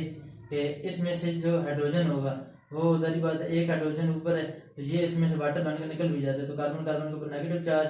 और ये alpha beta unsaturated carbonyl compound भी बन जाते हैं इससे फिर। और बीटा हाइड्रोक्सी ये वैसे ये वाली जो बनी है ये बीटा हाइड्रोक्सी कीटोन बनी है, क्यों? क्योंकि ये कार्बोनिल ग्रुप है, कार्बोनिल के साथ पहले अल्फा कार्बन हो गया तो उसके साथ वाला बीटा कार्बन, तो ये बीटा के ऊपर क्योंकि हाइड्रोक्सिल ग्रुप लगा हुआ है तो इसे बीटा हाइड्रोक्सी कीटोन भी कहते हैं, बीटा हाइड्रोक्सी कीटोन, क्योंकि बीटा के ऊपर हाइड्रोक्सिल ग्रुप है और साथ ये कीटोन है। ऑक्सीजन जो होता है वो बैड न्यूक्लियोफाइल है, उसके बाद कार्बन जो होता है वो गुड न्यूक्लियोफाइल होता है, तो उसके बाद enolate source of carbon and reaction भी हो गए, ये भी समझा गया। Carbon alpha. अब एक और चीज, some carbonyl compound have more enol form, कुछ कार्बोनिल कंपाउंड जो होती हैं उसकी इनोल फॉर्म ज्यादा होती है, क्योंकि वैसे हमने पढ़ा ना कीटो फॉर्म जो होती है वो ज्यादा होती है जो कीटोन की मौजूदगी में होती है। कुछ ऐसे होते हैं जिनकी जो इनोल फॉर्म होती है वो बहुत ज्यादा होती है बजाय कीटो फॉर्म के, तो वो किस वजह से, तो उसकी रीजन क्या है कि क्यों वो कीटो इनोल फॉर्म ज्यादा होती है। तो उसकी रीजन है एक फर्स्ट करें बीटा डाई कीटोन हो कोई भी, जैसे एक CH3 आ गया, C double bond with O है, इसके बाद एक CH2 ग्रुप लगा हुआ है, फिर C डबल बॉन्ड O और इधर एक CH3, ये एक 1,3 डाई कार्बोनिल कंपाउंड है, उससे डाई कीटोन भी कहते हैं। इसमें होता क्या है कि हैज इनोल, अब इसमें कीटोन, अब इसमें जरी बात है इनोलाइजेशन जब होगी तो क्या होगा कि इसमें ये वाला जो हाइड्रोजन है, ये वाला हाइड्रोजन कोई बेस आएगी तो इस हाइड्रोजन को निकाल देगी, जैसे ये मिथाइल ग्रुप लगा हुआ है C डबल बॉन्ड तो CH के ऊपर ये वाले दो ग्रुप लगे हुए हैं कार्बन के ऊपर, एक ये हाइड्रोजन एक ये हाइड्रोजन, क्योंकि ये अब एसिडिक हाइड्रोजन के तौर पर आकर बेस आकर इस हाइड्रोजन को निकाल सकती है। जब बॉन्ड टूट के कार्बन के ऊपर आएगा, कार्बन के ऊपर एक नेगेटिव चार्ज क्रिएट हो जाएगा, कार्बन के ऊपर जब नेगेटिव चार्ज क्रिएट होगा तो C डबल बॉन्ड O और CH3, अब ये क्या हो जाएगा कि कार्बन के ऊपर ये नेगेटिव जरी बात रेजोनेंसली स्टेबलाइजर, ये बॉन्ड टूट के इधर आएगा, ये वाला बॉन्ड टूट के ऑक्सीजन के ऊपर चला जाएगा, ये साइड पे डबल नेगेटिव चार्ज आएगा, ये वाला बॉन्ड टूट के ऑक्सीजन के ऊपर चला जाए, तो ये इसमें से जब इसकी इनोल फॉर्म बनेगी तो क्या बनेगी, ये CH3 as it is CH3C, oxygen के ऊपर नेगेटिव चार्ज आ जाएगा, ये हाइड्रोजन हाइड्रोक्सिल ग्रुप और इस जगह पर डबल बॉन्ड विद CH और ये C डबल O और CH3 एज इट इज रहेगा, क्योंकि ये वाला यानी हमने क्योंकि जब हाइड्रोजन इसका ये वाला हाइड्रोजन निकाल लेंगे तो क्या होगा, ये वाला बॉन्ड टूट के इधर आएगा और ये वाला बॉन्ड टूट के इधर चला जाएगा और वो वाला जो बॉन्ड टूटा था ऑक्सीजन के वो वाला बॉन्ड ले लेगा, ये एक इनोल बन गया। इनोल फॉर्म इसकी कीटो फॉर्म से ज्यादा स्टेबल होती है, हालांकि वैसे हमने पढ़ा था कि कीटो फॉर्म ज्यादा स्टेबल होती है जबकि इनोल फॉर्म कम, इस केस में इनोल फॉर्म ज्यादा स्टेबल है, क्यों? क्योंकि इंट्रामोलिक्यूलर हाइड्रोजन बॉन्डिंग हो जाती है और एक ये वाली इंटरमोलिक्यूलर हाइड्रोजन इधर भी ऑक्सीजन मौजूद है, ऑक्सीजन जब भी किसी हाइड्रोजन जब भी किसी इलेक्ट्रोनेगेटिव एलिमेंट के साथ बॉन्ड बनाते हैं तो उससे हम क्या कहते हैं, उससे हम हाइड्रोजन बॉन्डिंग कहते हैं। अब इधर ऑक्सीजन ने हाइड्रोजन के साथ बॉन्ड बनाया हुआ है हाईली इलेक्ट्रोनेगेटिव एलिमेंट के साथ, हाइड्रोजन ने ऑक्सीजन के साथ, तो ये एक 6 मेंबर रिंग भी बन रही है और इंटरमोलिक्यूलर हाइड्रोजन बॉन्डिंग भी हो रही है, जिसकी वजह से एक 6 मेंबर रिंग बन रही है। 6 मेंबर रिंग के बनने की वजह से क्योंकि इंटरमोलिक्यूलर हाइड्रोजन की वजह से 6 मेंबर एक रिंग बन रही है जो कि इसे एक्स्ट्रा स्टेबलाइजेशन प्रोवाइड कर देगी, एक्स्ट्रा स्टेबलाइजेशन, इस वजह से ये इसकी इनोल फॉर्म ज्यादा स्टेबल है क्योंकि 1 2 3 4 5 6 मेंबर रिंग जनरेट हो रही है। तो एक तो ये वाली चीज आ गई है। उसके बाद सोर्स ऑफ, हमने भी फिलहाल कितने कार्बन आयन के सोर्स पढ़ लिए हमने, 1,3 डाई कार्बोनिल कंपाउंड्स, हमने सोर्सेज ऑफ कार्बन आयन हमने कौन कौन से पढ़ लिए अभी तक, सोर्सेज ऑफ कार्बन आयन हमने एक 1,3 डाई कार्बोनिल कंपाउंड पढ़े। उसके बाद हमने पढ़े थे कार्बन के साथ कोई इलेक्ट्रोनेगेटिव एलिमेंट जुड़े हुए कोई भी, तो वो भी कार्बन आयन की सोर्स होते हैं, कार्बन एसिड वगैरह। उसके बाद इनोल और इनोलेट वगैरह जो होते हैं वो भी कार्बन इनोल वगैरह इनोलेट वगैरह ये भी कार्बन आयन की सोर्स हैं। इसी तरीके से कार्बन एसिड वगैरह जो हो गए, जो भी कार्बन एसिड हो गए जिसमें से आसानी से हाइड्रोजन निकल सकते हैं, 1,3 डाई कार्बोनिल कंपाउंड्स भी हमने पढ़ लिए। उसके बाद ऑर्गेनोमेटालिक जो होते हैं, उसके बाद लिथियम कंपाउंड, जो ऑर्गेनो मेटालिक कंपाउंड होते हैं वो भी कार्बन आयन का सोर्स है। जैसे आपको पता है जब ग्रिग्नार्ड रिएजेंट के रिएक्शन वगैरह हम पढ़ते हैं, मुख्तलिफ रिएक्शन, ग्रिग्नार्ड रिएजेंट का जरिए बात है एल्डिहाइड के साथ भी रिएक्शन होता है, कीटोन के साथ भी रिएक्शन होता है। जब वो एल्डिहाइड और कीटोन के साथ रिएक्शन करके प्राइमरी, सेकेंडरी या टर्शियरी अल्कोहल्स वगैरह फॉर्म कर देते हैं, अल्कोहल की फॉर्मेशन करते हैं। इसी तरीके से एस्टर के साथ कोई ग्रिग्नार्ड रिएजेंट रिएक्शन करते हैं तो फिर वो कीटोन बन जाता है, फिर कीटोन के साथ रिएक्शन करके वो टर्शियरी अल्कोहल बना देते हैं। जैसे कि ये अब है ग्रिग्नार्ड रिएजेंट, इसमें ये भी सोर्सेज ऑफ कार्बन आयन है, क्योंकि उसमें हम क्या लिखते हैं RMgX कि मैग्नीशियम जब भी मेटल के साथ, मेटल के ऊपर प्लस का पॉजिटिव का चार्ज होता है, ये जो R के ऊपर जो ग्रिग्नार्ड रिएजेंट है R होता है उसके ऊपर पॉजिटिव नेगेटिव का चार्ज होता है। अब ये इसमें कार्बन जो होता है वो कार्बन आयन के तौर पर एक्ट कर रहा होता है, यानी न्यूक्लियोफाइल की सोर्स के तौर पर एक्ट कर रहा होता है, वो फिर इलेक्ट्रोफिलिक सेंटर के तौर को अटैक करता है। तो इसमें भी ये कार्बन एसिड की सोर्स। इसी तरीके से जो लिथियम कंपाउंड होते हैं, जैसे कि मेटल, कार्बन और मेटल का बॉन्ड जो होता है, लिथियम मेटल होते हैं, वो भी कार्बन आयन की सोर्स है। उसमें भी जो होते हैं RLI जो होते हैं, RLI लिथियम के ऊपर पार्शियल पॉजिटिव का चार्ज है, लिथियम के ऊपर अल्काइल ग्रुप के ऊपर पार्शियल नेगेटिव का चार्ज है, वो भी कार्बन के ऊपर, कार्बन इसमें न्यूक्लियोफाइल के तौर पर एक्ट कर रहे हैं, कार्बन आयन्स के तौर पर एक्ट कर रहे हैं। अब एक और रिएक्शन आ जाते हैं, इसमें ऑर्गेनो लिथियम कंपाउंड जिन्हें बोलते हैं, जैसे organo magnesium compound, organo lithium compound, इसी तरीके से ऑर्गेनो सल्फर कंपाउंड होते हैं, ऑर्गेनो फास्फोरस होते हैं, यानी ऑर्गेनो मेटालिक कंपाउंड बहुत ज्यादा होते हैं, इसकी बहुत वास्ट रिएक्शन होते हैं, ये कैटलिस्ट के तौर पर एक्ट करते हैं। इसी तरीके से एक और चीज आ जाती है जिसे कहा जाता है जेलाइट्स, ये भी कार्बन आयन के तौर पर एक्ट करते हैं, जेलाइट्स वगैरह। जेलाइट का रिएक्शन जो होता है, जेलाइट जो भी होते हैं ये भी सोर्स होते हैं कार्बन आयन के। इनका क्या रिएक्शन होता है, इसे विटिक रिएक्शन है, एक नेम रिएक्शन है, विटिक रिएक्शन से कहा जाता है बहुत, और ये रिजियो सिलेक्टिव एल्कीन बॉन्ड की फॉर्मेशन करता है, जिसकी वजह से ये बनते हैं। फर्ज करें अगर कोई वैसे अगर हमने एक्सोसाइक्लिक बॉन्ड बनाना है तो देखा जाए तो एंडोसाइक्लिक बॉन्ड बन जाता है, लेकिन ये अगर हम विटिक रिएक्शन वगैरह जेलाइट वगैरह इसका इस्तेमाल करें तो हम एक्सोसाइक्लिक डबल बॉन्ड भी बना सकते हैं। यानी इसका क्या होता है, बेसिकली एक मिथाइल आयोडाइड हम लेते हैं और उसका रिएक्शन अगर करा दें किसी एसीटोन के साथ CH3COOCH3 तो बिल्कुल, और टाइफेनाइल फॉस्फीन वगैरह का बेस के तौर पर बेस डालने टाइफेनाइल फॉस्फीन, तो क्या होगा कि कार्बन के साथ डबल बॉन्ड बन जाएगा। डबल बॉन्ड कार्बोनिल, बेसिकली इसमें होता है ये कि जो कार्बोनिल का बॉन्ड है ना, कार्बोनिल का ऑक्सीजन के साथ बॉन्ड है, तो वो कन्वर्ट हो जाता है कार्बन बॉन्ड के अंदर। ये भी एक इसकी खसूसियत है। कार्बोनिल का कार्बन के साथ बॉन्ड कर, यानी ऑक्सीजन को का C से रिप्लेस कर देते हैं। इसमें ये वाला कार्बन जो होगा उसके साथ आगे जुड़ जाएगा CH3C double bond CH3 CH2 और CH3, ये हमारे पास बॉन्ड बन जाएगा। और ये क्या करता है, जो टाइफेनाइल फॉस्फीन होता है ये बेसिकली बेस के तौर पर एक्ट कर रहा है। अगर इसका मैकेनिज्म पढ़ें, टाइफेनाइल फॉस्फीन है, ये कार्बन के ऊपर अटैक करेगा, ये वाला बॉन्ड टूट के ऑक्सीजन आयोडीन के ऊपर चला जाएगा, तो CH3 के साथ क्या जुड़ जाएगा, PPH3, और आयोडीन हमारे पास रिमूव हो जाएगा। अब ये जो कार्बन के साथ PPH3 जुड़ गए तो ये बेसिकली ये जो है सोर्स ऑफ कार्बन आयन है, ये वाली जो चीज है ये क्या सोर्स ऑफ कार्बन आयन है। अब कार्बन ने जब इसके साथ बॉन्ड बनाया कार्बन के साथ फास्फोरस ने, तो कार्बन फास्फोरस के ऊपर प्लस का चार्ज आ गया, फास्फोरस के ऊपर प्लस का चार्ज आ गया, तो ये वाला आयोडीन है, ये सिंपल आयोडीन के अलावा अगर हम कोई एक्स लिख दें, कोई भी हाइड्रोजन लिख दें, तो ये कि बेसिकली ये वाला एक्स जरी बात प्लस माइनस आपस में इकट्ठे होते हैं, तो ये इस साइड पे इकट्ठा हुआ होगा, तो ये बेसिकली इसे फॉस्फेन साल्ट कहते हैं, फॉस्फेन साल्ट। और ये साल्ट के तौर पर हम इसे रख सकते हैं, स्टोर करके रख सकते हैं। तो उसके बाद ये साल्ट के तौर पर एक्ट करेगा, इसे फॉस्फेन साल्ट कहते हैं। फिर क्या होगा, तो इसमें फास्फोरस के ऊपर प्लस का चार्ज और साथ में एक हाइड्रोजन मिलेगा, बिल्कुल इसी तरीके से जैसे हम लोग पढ़ते हैं अमोनियम क्लोराइड, नाइट्रोजन के ऊपर प्लस का चार्ज होता है, क्लोरीन साथ जुड़ी हुई होती है, अमोनियम क्लोराइड साल्ट जो होते हैं, बिल्कुल इसी तरीके से ये भी होता है, फॉस्फेन साल्ट से बोला जाता है। अब क्या होता है कि ये स्टेबल होता है, इसे स्टोर किया जा सकता है। ये अब फास्फोरस के ऊपर चूंकि प्लस का चार्ज है, अब ये कार्बन आयन का सोर्स है, इसे कहा जाता है सोर्स ऑफ कार्बन आयन, क्योंकि ये कार्बन आयन का सोर्स है। अब क्या होगा, ये जो फास्फोरस की जाहिर बात इलेक्ट्रोनेगेटिविटी ज्यादा है, क्योंकि फास्फोरस 5वें ग्रुप से बिलोंग करता है, लेबर पास से भी हमने पढ़ा है। और कार्बन की बार होगा यूं कि कार्बन का ये वाला जो हाइड्रोजन होगा ये एसिडिक हाइड्रोजन के तौर पर एक्ट करेगा। वो किस वजह से, अगर इलेक्ट्रोनेगेटिविटी का डिफरेंस ना भी हो, क्योंकि फास्फोरस के ऊपर प्लस का चार्ज है, फास्फोरस के ऊपर प्लस का चार्ज वो जारी बात है, क्योंकि थोड़ी बहुत तो उसकी इलेक्ट्रोनेगेटिविटी होती है, तो फास्फोरस जो होता है वो अपने ऊपर प्लस का चार्ज जारी बात है सस्टेन नहीं कर सकता है, उसे वो फौरन कोशिश करेगा कि मैं इलेक्ट्रॉन की डेंसिटी विथड्रॉ कर लूं, तो फिर हाइड्रोजन से वो खींच रहा होगा, इलेक्ट्रॉन लेने की कोशिश कर रहा होगा, क्योंकि उसके पास डेफिशिएंसी आई हुई है। जिसकी वजह से ये वाले जो हाइड्रोजन हो कार्बन हाइड्रोजन होंगे वो एसिडिक के तौर पर एक्ट करेंगे, आसानी से रिमूव हो जाएंगे। तो CH2 आ जाएगा। एक अगर बेस हो अटैक करेगी इस हाइड्रोजन को रिमूव कर लेगी, एक हाइड्रोजन निकल जाएगा, कार्बन के ऊपर नेगेटिव चार्ज आ जाएगा, फास्फोरस के ऊपर तो प्लस का चार्ज है। अब क्या होगा, PPH3 है ये। अब ये कार्बोनाइन के तौर पर ऐड कर रहे हैं, कार्बोनाइन के तौर पर। कार्बोनाइन के मुख्तलिफ रिएक्शन होते हैं। ये कार्बोनाइन का रिएक्शन है जिसमें ये कार्बोनाइन किस में इस्तेमाल होता है। एक तो रेमर-टाइमर रिएक्शन में भी कार्बोनाइन इस्तेमाल होता है जो कि क्लोरोफॉर्म से हासिल किया जाता है। अब ये कार्बोनाइन है, ये विट्रिक रिएक्शन वगैरह जिलेट्स वगैरह के अंदर इस्तेमाल होता है। जैसे ये जिलेट कहा जाता है बेसिकली, ये रेजोनेंस स्टेबलाइजर से इसे जिलेट बोलते हैं। क्योंकि क्या होता है, ये जो नेगेटिव चार्ज होता है इससे अगर हम इस तरह करके लिखें ये वाला नेगेटिव चार्ज इधर आ जाता है, इसका प्लस चार्ज खत्म हो जाता है, CH2 double bond with PPH3 तो रेजोनेंसली स्टेबलाइज है। लेकिन अटैक होना है वो तो जारी बात है कार्बोनाइन के थ्रू ही होना है। कार्बन का नेगेटिव चार्ज अटैक करेगा, इसका अटैक करवाते हैं एसीटोन के ऊपर,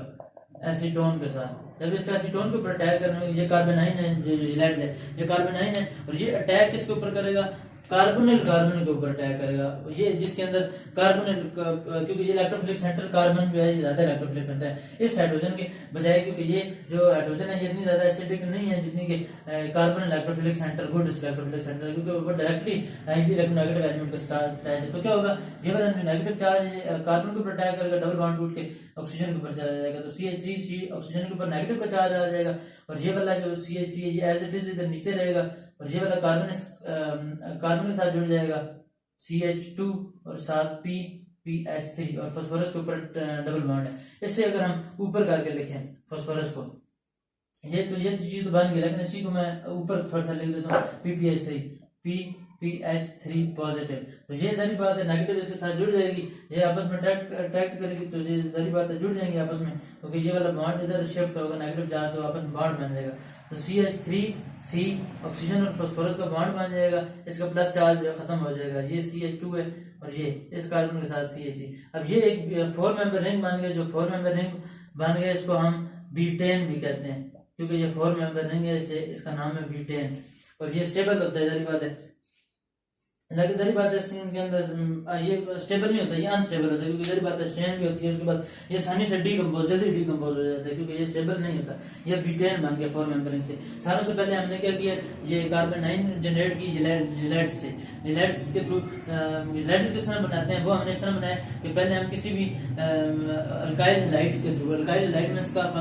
ट्राइफेनॉल फॉस्फीन के साथ रिएक्शन करवाते हैं, जिसके थ्रू हमारे पास हैलाइड बन जाता है। हैलाइड फिर कार्बोनाइन के तौर पर ऐड करके इलेक्ट्रोफिलिक सेंटर के ऊपर हम अटैक करवाते हैं, तो हमारे पास एक 4 मेंबर रिंग बन जाती है जिसे हम कह देते हैं बीटेन। फिर क्या होता है कि ये जब बीटेन बनती है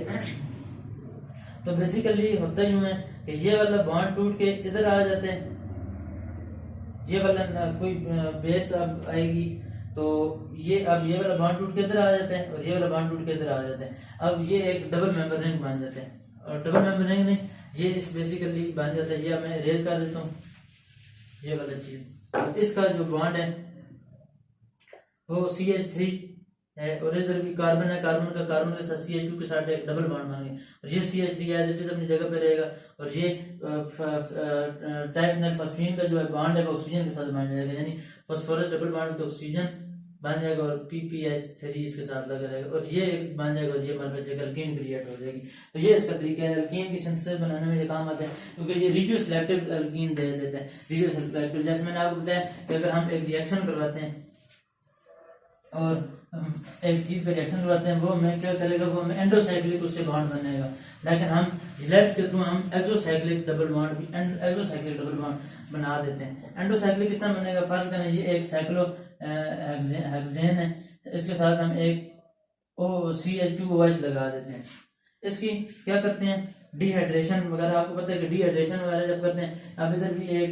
ये कार्बन के साथ एक हाइड्रोजन है, इधर भी कार्बन के साथ एक हाइड्रोजन है, और इस कार्बन के साथ ये एक हाइड्रोजन देखा जाए तो अब क्या होता है, जब डिहाइड्रेशन होगी तो इसमें से एक हाइड्रोजन निकलना चाहिए, इसमें से एक हाइड्रोक्साइड, तो क्या बनना चाहिए, कार्बन का ये वाला बॉन्ड बनना चाहिए, लेकिन ये इस तरीके से डायरेक्ट नहीं बनता। अगर हम H पॉजिटिव डालें तो ये वाली चीज डायरेक्ट इधर CH2 इस तरह साइक्लिक डबल बॉन्ड नहीं बन सकती, लेकिन अगर हम चाहते हैं कि ये वाला बॉन्ड बने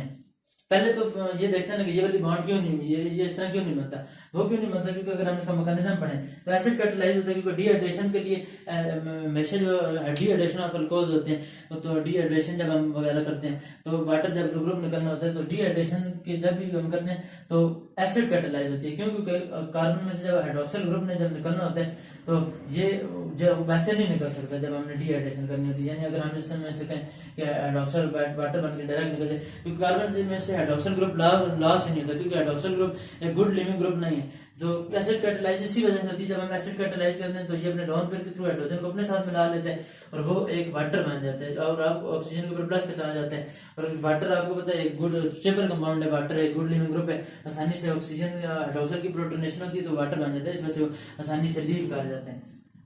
तो ये वाले जो चीजें होती हैं इसी वजह से। फिर सारी बात है बीटा जी हाइड्रोजन जो है ये अल्फा कार्बन है ये वाली, और इसी तरीके से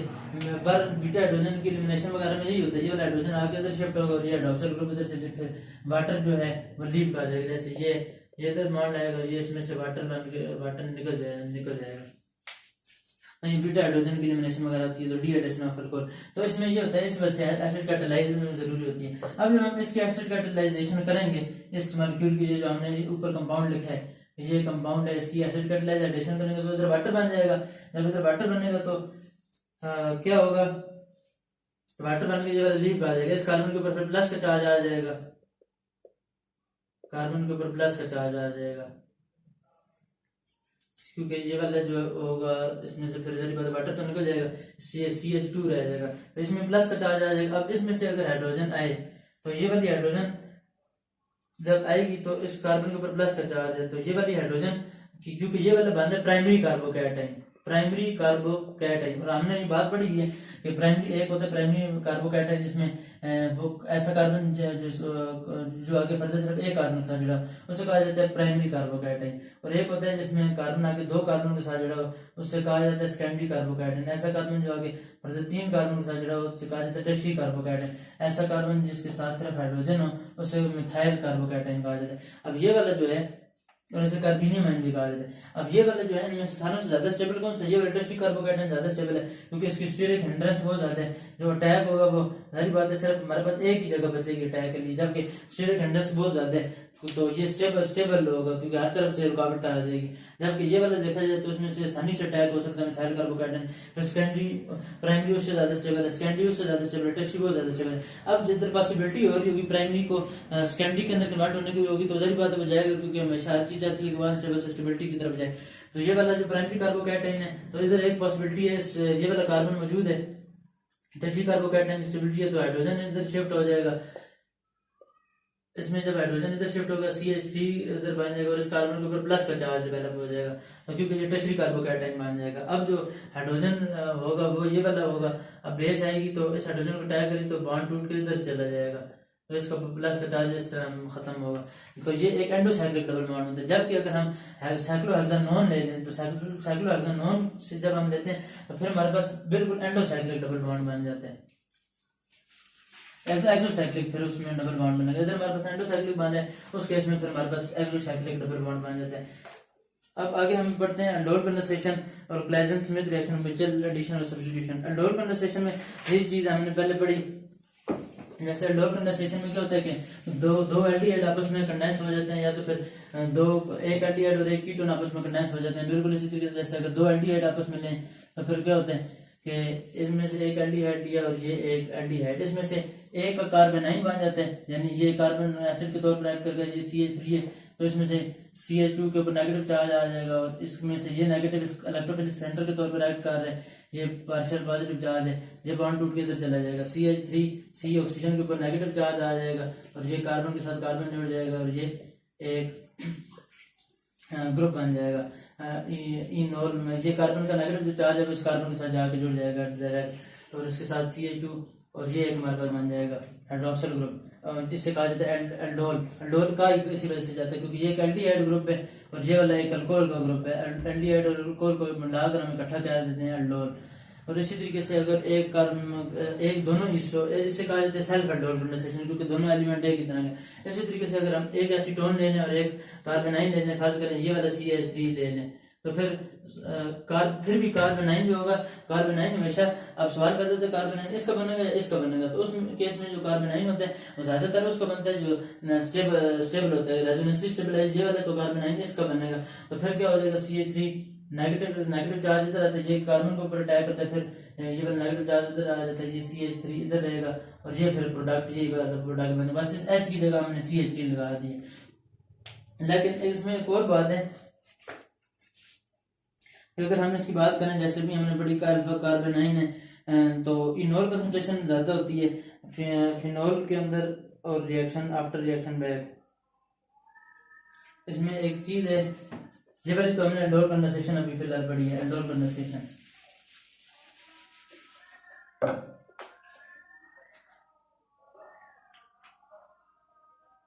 अगर इधर भी PHCOOH चार्ज है और इस साइड पे CH3COOCH3 आ जाए,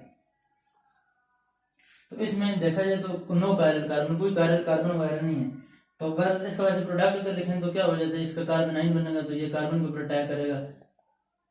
तो इसका कार्बेनाइन अगर होगा तो वो क्या बनेगा, CH2 नेगेटिव और COOCH3, और उसका कार्बेनाइन जो है वो नेगेटिव इस कार्बन के ऊपर अटैक करके बॉन्ड टूट के इधर चला जाएगा, O के ऊपर H आ जाएगा, ये CH2 COOCH3,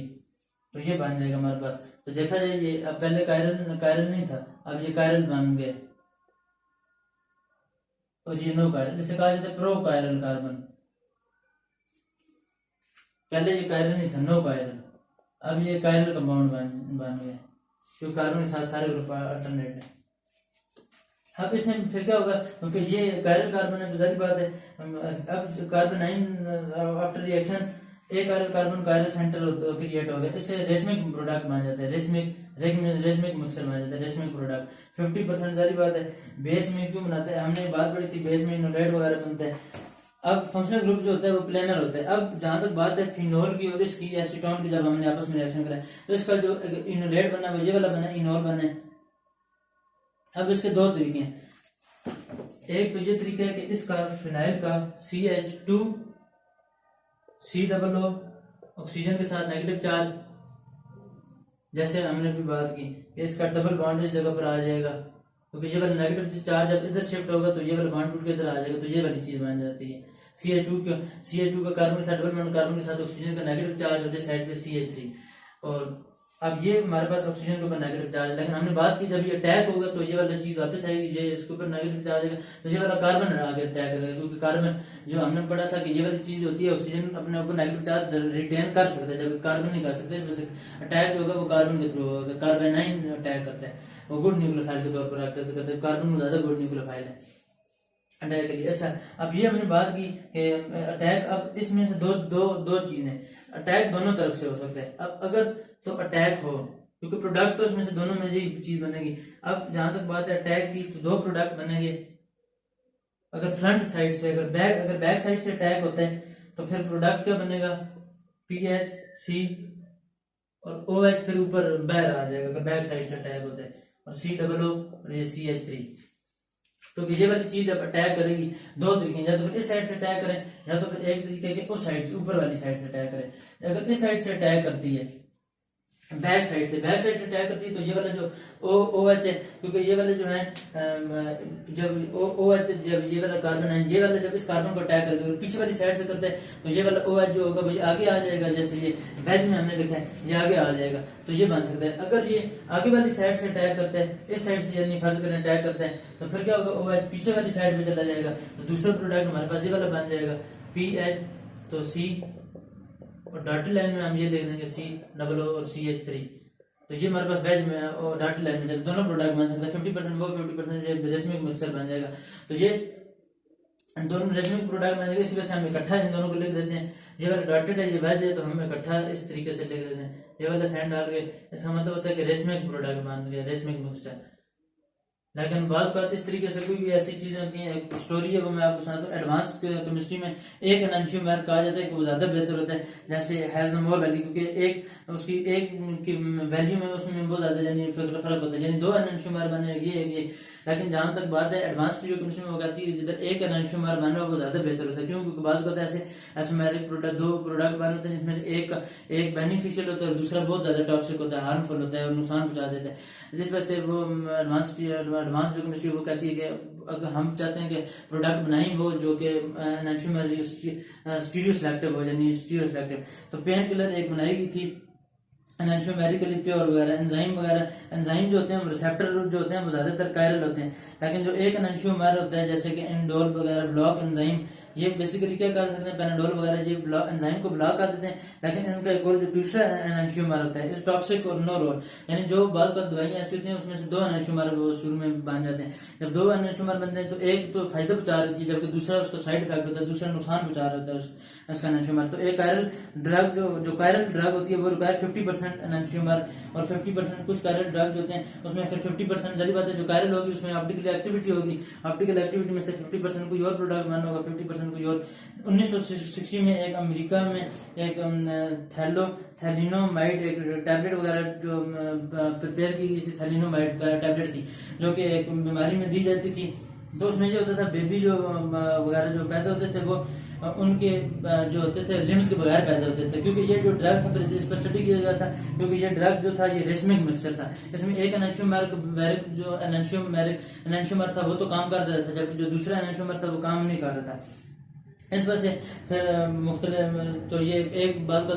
एनांशियोमर फायदेमंद होता है, दूसरे एनांशियोमर नुकसान। इस वजह से आजकल जो एडवांस स्टीरियोकेमिस्ट्री वो कहती है कि एडवांस केमिस्ट्री जो मेडिसिन की फार्मास्यूटिकल केमिस्ट्री वगैरह जो प्रिपेयर कर रहे हैं एडवांस मेडिसिन, वो कहते हैं कि ऐसा प्रोडक्ट ऐसा बनाओ जो 100% प्योर एनांशियोमर हो ताकि उसमें से जो प्योर बेनिफिट हो वही मिले, क्योंकि अगर 50% लीड तो ज़ाया हो जाएगी जो कि हमारे पास अगर हम सेपरेट कर भी लें, क्योंकि बाज़ को एनांशियोमर को उनको सेपरेट वगैरह किए जा भी सकते हैं। एक तो ये तरीके सेपरेट करने का कि डायस्टीरियोमर उनका बना दिया जाए, क्योंकि उनकी प्रॉपर्टीज डिफरेंट हो जाती हैं। जब डायस्टीरियोमर उनको बना दिया जाए तो उनकी फिर प्रॉपर्टीज वगैरह डिफरेंट होती हैं। दूसरा तरीका ये कि फिर रिक्वायर एनांशियोमर सेपरेशन, लेकिन इससे ये नुकसान होता है कि यील्ड इंडस्ट्री में तो ये फायदेमंद नहीं है क्योंकि 50% यील्ड तो ज़ाया हो जाएगी। फिर एक और तरीका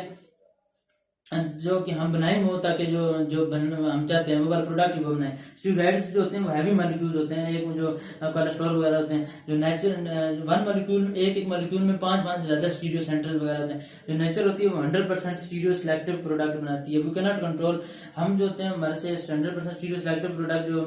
आर्टिफिशियल तरीके से होते हैं वो नहीं बनते, लेकिन नेचर जो होती है वो 100% स्टीरियो सिलेक्टिव प्रोडक्ट बनाती है। जो नेचर में एक एंजाइम कंट्रोल प्रोडक्ट्स वगैरह बनाती है। एंजाइम जो होते हैं वो प्रोटीन से मिलकर बनते हैं, प्रोटीन जो होते हैं वो अमीनो एसिड्स होते हैं, अमीनो एसिड से मिलकर बनते हैं। Stereo selective synthesis required enantiomer is made example. आगे एक आ जाती है अल्डोल की condensation, proline, beta proline, L proline. अब दो कंपाउंड है, एक बीटा प्रोलीन एक अमीनो एसिड है। अब वो लिखते हैं अमीनो एसिड्स दो, बीटा एक प्रोलीन एक अमीनो एसिड है एनांशियोमर। हाउ ये किस तरीके से कंट्रोल किया जाता है। एक ये प्रोडक्ट कंपाउंड है आपके सामने NH है और इस तरीके से एक ये COOH है। इसी तरीके से एक और है एल प्रोलीन, उसमें ये इसमें फ्रंट में आया हुआ है कार्बोक्सिलिक एसिड, इसमें जो है ये बैक साइड पे गया हुआ है COOH, जो कार्बोक्सिलिक एसिड है वो बैक साइड पे गया है। अब हमने क्या किया, एक एसीटोन लिया CH3 COOCH3, ये हमने एक एसीटोन ले लिया, इसका रिएक्शन करवाते हैं इसके साथ प्रोलीन के साथ जो कि एक अमीनो एसिड है HCOOH जो कि बाहर निकला है। अब क्या होगा, जाहिर बात है इसका नेगेटिव चार्ज होगा वो इसके ऊपर अटैक करेगा और एक हमारे पास ये बन जाएगा प्रोडक्ट, क्योंकि इसमें अब जो नेगेटिव नाइट्रोजन जो होगा वो अटैक करेगा, वो क्योंकि गुड न्यूक्लियोफाइल के तौर पर एक्ट कर रहा है। पहले तो एक चीज इधर प्रोडक्ट बना देते हैं, मेन प्रोडक्ट क्या बनेगी, नाइट्रोजन के साथ एक हाइड्रोजन मौजूद है, इस तरह एक COOH मौजूद है, नाइट्रोजन के साथ ये वाला कार्बन लग जाएगा, ये वाला कार्बन आयन का ये वाला हाइड्रोजन हट जाएगा, ये कार्बन लग जाएगा और एक साइड पे CH3 और दूसरी साइड पे CH2 अल्फा कार्बोनिल कार्बन, क्योंकि ये इसने अल्फा कार्बोनिल के कार्बन के ऊपर बेसिकली अटैक किया। होता है है कि बेसिकली ये नाइट्रोजन जो होता है ये अल्फा कार्बोनिल के ऊपर अटैक करता है, ये वाला बॉन्ड टूट के ऊपर चले जाता है, ये अब नाइट्रोजन इधर अटैक करेगा, इधर नाइट्रोजन के ऊपर फिर प्लस का चार्ज आ जाएगा क्योंकि नाइट्रोजन के 3 बॉन्ड बनेंगे, ये वाला COOH के तौर पर रहेगा, ये कार्बोनिल कार्बन है, इधर CH3 है और ये बेसिकली अटैक किसके ऊपर कर रहा है, कार्बन के ऊपर। पर ये वाला बॉन्ड रूट के ऊपर चला जाएगा, ऑक्सीजन के ऊपर हाइड्रोजन का चार्ज आ जाएगा, ये CH3 होगा। अब बेसिकली क्या होता है कि इस दोनों में से होता यूं है, यानी एक के ऊपर कार्बन है और एक के ऊपर हाइड्रोजन है। ये वाला हाइड्रोजन बाहर रिमूव हो जाएगा, वही जो ये वाला हाइड्रोजन रिमूव होकर इधर गया ऑक्सीजन के हाइड्रोजन के ऊपर। अब ये वाला जो है इधर CH3 है, इसे अगर खोल के लिखा जाए तो इसके पास 2 हाइड्रोजन और एक 3 हाइड्रोजन है, तो इसमें से वाटर बन के निकल जाएगा। तो फिर क्या बन जाएगा, नाइट्रोजन के साथ एक लोन पेयर, ये COOH, और इस नाइट्रोजन का इस कार्बन के साथ बॉन्ड है, और फिर इसका कार्बन का इस मिथाइल ग्रुप के साथ बॉन्ड है, इस कार्बन का एक और CH2 के साथ अब इधर डबल बॉन्ड क्रिएट हो जाएगा, एक कार्बन का डबल बॉन्ड, क्योंकि इसमें से वाटर बन के डिहाइड्रेशन होगी, वाटर बन के निकल जाएगा। और डिहाइड्रेशन ऑफ अल्कोहल आपने बड़ी भी, एक एसिड कैटालाइज होगी, ये एक वाटर लिविंग ग्रुप के तौर पर आएगा, बीटा एलिमिनेशन होगी, हाइड्रोजन जो है इस कार्बन के ऊपर शिफ्ट हो गया, जैसे वाटर बन के बाहर निकल जाएगा। तो एक तो ये तरीका है, ये हमारे पास ये वाला प्रोडक्ट बन गया, इससे कहा जाता है इनअमीन्स, इसको इनअमीन वगैरह के भी कहा जाता है, क्योंकि इनअमीन, क्योंकि इन भी है एक, इसे इनअमीन बोलते हैं, इनअमीन, क्योंकि इन है एक कार्बन कार्बन का डबल बॉन्ड, और एक क्योंकि ये नाइट्रोजन वाला कंपाउंड है तो अमीन इस वजह से बने। और ये इक्विवेलेंट होता है इनोलेट के, it is equivalent to enolate. ये इक्विवेलेंट होता है इनोलेट का क्या मतलब है, ये इनोलेट के तौर पर एक्ट करता है। इनोलेट किस तरह करता है, अपने कार्बोनाइन के थ्रू एक्ट करता है, रिएक्शन करता है, तो ये भी कार्बोनाइन के थ्रू ही रिएक्शन करेगा, क्योंकि ये वाला जब भी रिएक्शन करेगा तो ये इस तरीके से करेगा कि ये अपना लोन पेयर इधर शिफ्ट करेगा, बिल्कुल इसी तरीके से जैसे इनोल वगैरह करते हैं, तो ऑक्सीजन अपना लोन पेयर इधर शिफ्ट करता है, तो ये वाला बॉन्ड रूट कार्बन के ऊपर चला जाएगा। तो अब ये वाला प्रोडक्ट मैं इधर ऊपर लिख देता हूँ दोबारा, ये वाला जो है, ये वाला नाइट्रोजन इस साइड में नाइट्रोजन के ऊपर जो लोन पेयर था वो इस कार्बन कार्बन के साथ आ गया, और ये वाला कार्बन CH2 के ऊपर नेगेटिव चार्ज, और इधर CH3, और ये इधर COOH आ गए। अब जब ये अटैक करना होगा तो वो इस कार्बन के थ्रू करेगा। अब फर्ज करें ये अटैक करते हैं रेसमिक मिक्सचर को, रेसमिक मिक्सचर, अब ये वाला CH2 net carbon negative charge, ये एक अब HCOOP को इसको अटैक करता है, HCOOP। अब एक इसका रिएक्शन करवाते हैं फिनोल के साथ, बेंजल्डिहाइड के साथ, COOH के साथ। तो ये क्या करेगा, ये कार्बन नेगेटिव चार्ज इस कार्बन के ऊपर अटैक करके ये बॉन्ड के ऊपर चला जाएगा। फिर क्या होगा, कार्बन का नेगेटिव चार्ज नाइट्रोजन के साथ, तो ये इसका COOH बन जाएगा, ये वाला कार्बन के साथ ये वाला methyl group as it is आ जाएगा, ये वाला मिथाइल ग्रुप जो है, और ये वाला जो मिथाइल कार्बन है, ये वाला कार्बन इस कार्बन के साथ जुड़ जाएगा, ये कार्बन इस कार्बन के साथ जुड़ेगा, और O के ऊपर H आ जाएगा, और ये वाला H, ये वाला, और ये वाला फिनाइल ग्रुप ये वाला आ जाएगा PH। अब P इसके ऊपर ये वाली चीज आ गई है कार्बन के ऊपर। अब देखा जाए तो अब ये हमारे पास एक बन गया है, अब इमीन बनेगा, इमीन शिफ्ट बेस, यानी कार्बन का नाइट्रोजन के साथ क्योंकि बॉन्ड बना हुआ है, क्योंकि नाइट्रोजन ने जब इसके साथ अटैक की तो कार्बन का नाइट्रोजन के साथ बॉन्ड बन गया डबल, क्योंकि नाइट्रोजन ने अपना जब लोन पेयर इस्तेमाल किया तो इसके ऊपर नाइट्रोजन के ऊपर फिर प्लस का चार्ज आ जाएगा इधर, क्योंकि ये वाला जब इधर आएगा तो ये वाला कार्बन का बॉन्ड जो होगा वो शिफ्ट हो जाएगा इस कार्बन के ऊपर, तो नाइट्रोजन का इधर फिलहाल प्लस का चार्ज है, जब नाइट्रोजन का प्लस का चार्ज है ये कार्बन के साथ अटैक करेगी तो ये बन जाएगा नाइट्रोजन के ऊपर अभी किसका चार्ज है, नाइट्रोजन के ऊपर प्लस का चार्ज है, और आगे इस साइड पे CH2 और OH और फिनाइल, इसे कहा जाता है इमीन, इमीन भी कहा जाता है इमीन। अब क्या होगा, उसकी हाइड्रेशन होगी, और इसकी अगर हाइड्रोलिसिस करवा दो तो CH3 वगैरह CH3 और PHCOH CH2 PHCH2 और CH2 ये एनएंशियोमेरिक प्रोडक्ट बनेगा। इसकी अगर हाइड्रोलिसिस करवा दो तो हमारे पास ये वाला प्रोडक्ट बन जाएगा CH3 COOH और PH, और ये हमारे पास 97% बनेगा एनएंशियोमेर, इसका जी एनएंशियोमेर 97% बनेगा। और ये हमारा जो एनएंशियोमेर बना है ये स्टीरियो सिलेक्टिव बने, स्टीरियो सिलेक्टिव, इसे एनएंशियोमेरिक एक्सेस भी कहा जाता है, यानी एनएंशियोमेर हमारे पास एक ही एनएंशियोमेर बनेगा और वो भी एक्सेस से बनेगा, क्योंकि अटैक हो गई एक साइड पे, अटैक दूसरी साइड से पॉसिबल है नहीं, सिर्फ एक ही साइड से अटैक होगा और हाइड्रोक्सिल ग्रुप एक ही बनेगा। अब आगे आ जाती है निकल हेटेरोजेनियस कैटलिस्ट होता है, सारी बात है, ऑर्गेनो कैटलिस्ट वगैरह होते हैं। Second in mean asthmatic synthesis. अब पढ़ते हैं वन इनोलाइजेबल, एक जो होती है दो, अगर हम एक एल्डिहाइड और एक कीटोन का आपस में रिएक्शन करवाएं तो हमने पढ़ लिया कि वो वाली चीज, यानी एक का कार्बोनाइन बनेगा और दूसरे का वो बनेगा, एक का कार्बोनाइन बन जाता है, दूसरे का वो कार्बोनाइन दूसरे के कार्बोनिल के ऊपर अटैक करता है, तो एक हमारे पास एल्डोल कंडेंसेशन प्रोडक्ट बन जाता है। जैसे बिल्कुल इसी तरीके से जैसे दो भी हमारे पास दो एल्डिहाइड हो या एक दो कीटोन हो या एक एल्डिहाइड और एक कीटोन हो, तो एक अल्फा कार्बोनिल दूसरे के कार्बोनाइन के साथ जाकर एक अल्फा कार्बन दूसरे के कार्बोनिल के साथ जाकर जुड़ जाता है और एक प्रोडक्ट बन जाता है। इसी तरीके से फर्क है, अब एक CH3COOH है और इसी तरीके से एक कीटोन है, एक एल्डिहाइड है और एक ये कीटोन है, तो इसमें से मिक्सचर ऑफ प्रोडक्ट्स बन जाते हैं, क्योंकि कार्बोनाइन इसका भी मान सकते हैं उसका भी मान सकते हैं। और ठीक है, एक तो हमने बात पढ़ी कि कार्बोनाइन जो मेन होगा वो कार्बोनाइन इसी का बनेगा, एसीटोन का कार्बोनाइन बनेगा क्योंकि वो रेजोनेंस स्टेबलाइजर है, इसका कार्बोनाइन बनेगा और वो उसके अल्फा कार्बन को अटैक करेगा और हमारे पास प्रोडक्ट बन जाएगा। जो मेन प्रोडक्ट है जैसा कि हमने बात की तो वो ये बनेगा COOH और ये वाला इस कार्बन के साथ जाके जुड़ेगा CH2 COO और CH3, ये हमारे पास एक मेन प्रोडक्ट बनेगा। लेकिन देखा जाए तो इसकी अमाउंट बहुत कम होती है, बहुत स्मॉल होती है, क्योंकि सारी बात है स्टीरिक है। अब देखा जाए तो डज नॉट यूज भी, क्योंकि इसका एक और प्रोडक्ट भी बन सकता है, क्योंकि कार्बोनाइन तो इसका भी बन सकता है, फिर उसका जब कार्बोनाइन बनेगा इसका, अगर इसका कार्बोनाइन बने तो ये तो और ज्यादा आसान है कि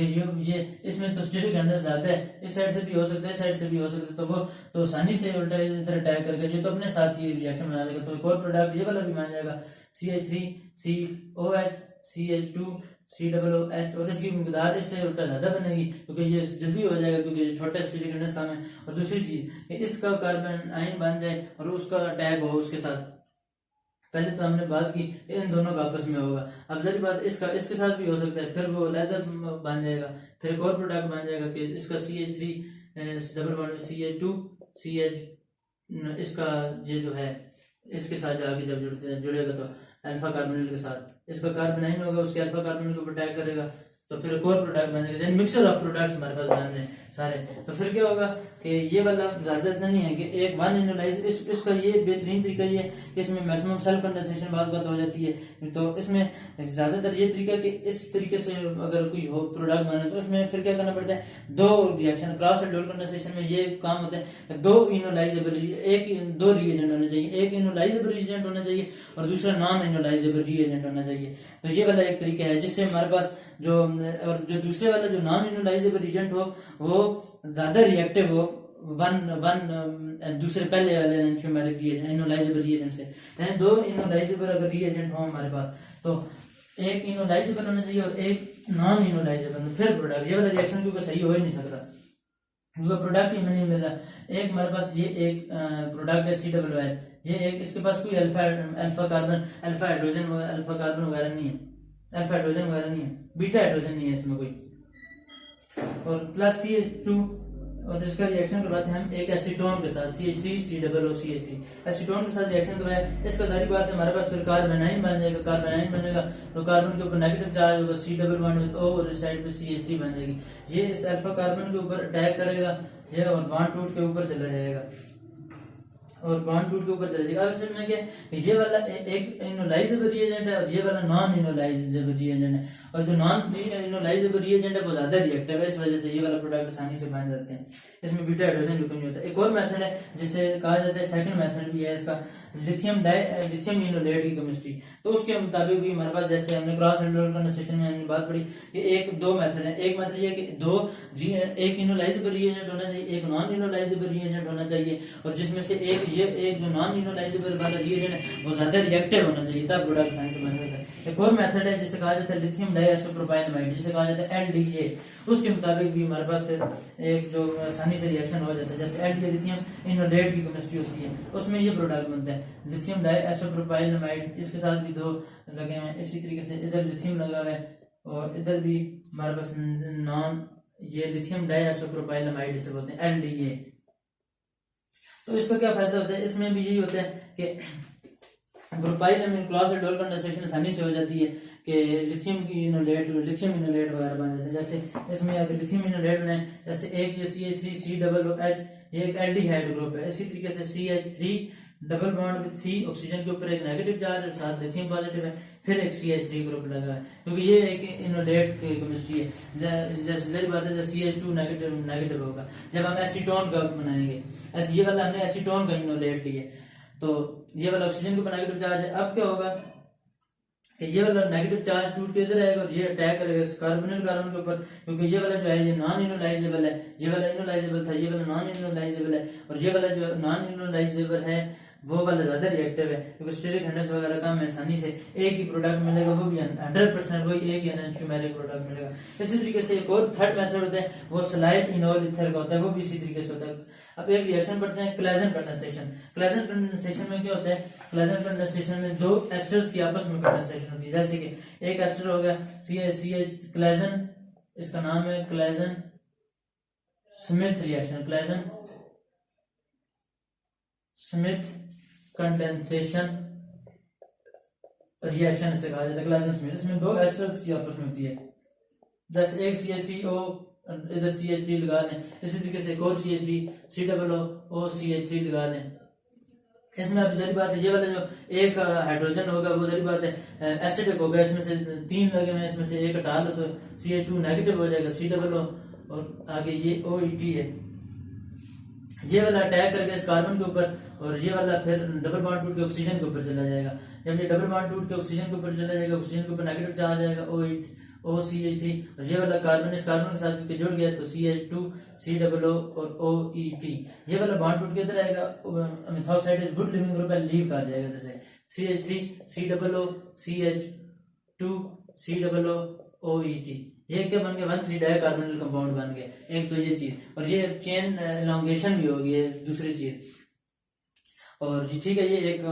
कार्बेनाइन भी इससे जनरेट हो, सोर्स ऑफ कार्बेनाइन भी बन गया ये। तो बहरहाल ये मुख्तलिफ, ये बीटा कीटो एस्टर भी इसे कह सकते हैं, क्योंकि बीटा कीटो एस्टर बीटा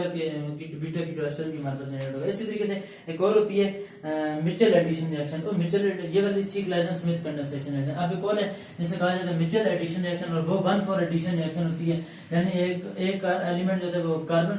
1 के ऊपर लगता है और दूसरा कार्बन उसके दूसरा जो एलिमेंट होता है वो चौथे के ऊपर जाकर ऐड होता है, एडिशन होती है इसे। और ये बेसिकली मिचेल रिसेप्टर इसे कहा जाता है, मिचेल एडिशन भी कहा जाता है, माइकल एडिशन या मिचेल रिसेप्टर वगैरह। मिचेल रिसेप्टर जो होते हैं ये 1,4 एडिशन वगैरह प्रोवाइड करते हैं जब भी कार्बन के साथ कोई ऐसा ग्रुप लगा हो जो विद ड्राइंग हो, जो विद ड्राइंग, जैसे कि इसमें कार्बोनेट भी हो सकता है जो रेजोनेंस की वजह से कार्बन डबल कार्बन के साथ, ये कार्बोनेट भी लग सकता है, कार्बन डबल बॉन्ड के साथ कोई एल्डिहाइड ग्रुप भी लग सकता है, कोई कीटोन ग्रुप भी लग सकता है, कार्बन डबल बॉन्ड के साथ कोई COO एक एस्टर ग्रुप भी लग सकता है OET, इससे मिचेल रिसेप्टर का। कार्बन कार्बन के साथ कोई साइनाइड ग्रुप भी लग सकता है जो कि मिचेल रिसेप्टर गुड वगैरह लिविंग ग्रुप्स वगैरह, गुड लिविंग ग्रुप क्या गुड यानी इलेक्ट्रोनेगेटिव एलिमेंट हो, हाईली विथड्रॉइंग इलेक्ट्रॉन्स हो। तो इसमें ये होता है कि 1,4 एडिशन होती है, बेसिकली होता है कि जो मिचेल रिसेप्टर होता है वो क्या करते हैं न्यूक्लियोफाइल के तौर पर जो कार्बेनाइन हमारे पास होता है वो फिर इसमें इस कार्बन के ऊपर अटैक करता है, तो डबल बॉन्ड टूट के इधर आ जाता है, ये वाला बॉन्ड टूट के आगे इधर आ जाते हैं। तो इस तरीके से रिएक्शन वगैरह इस तरीके से ये वाले होते हैं मिचेल एडिशन में। तो मिचेल रिसेप्टर 1,4 एडिशन रिएक्शन वगैरह बोला जाता है। ये अब एक रिएक्शन पढ़ लेते हैं कि ये न्यूक्लियोफाइल था, इसके साथ लगा हुआ C और double bond nucleophile plus C double bond with C और इसके साथ एक C डबल और एक कीटोन ग्रुप लगा है इस साइड पे कोई है। न्यूक्लियोफाइल अब इस कार्बन के ऊपर अटैक करेगा इधर, और डबल बॉन्ड टूट के फिर क्या करेगा, डबल बॉन्ड टूट के ये वाला इधर आएगा और ये वाला बॉन्ड टूट के इधर चला जाएगा। न्यूक्लियोफाइल इस कार्बन के साथ जुड़ गया, इधर सिंगल बॉन्ड आएगा, डबल बॉन्ड ऑक्सीजन के ऊपर नेगेटिव चार्ज और इसके ऊपर मिथाइल ग्रुप। तो बेसिकली इसमें क्या हुआ है, ये वाला बॉन्ड जब टूट के इस जगह पर आया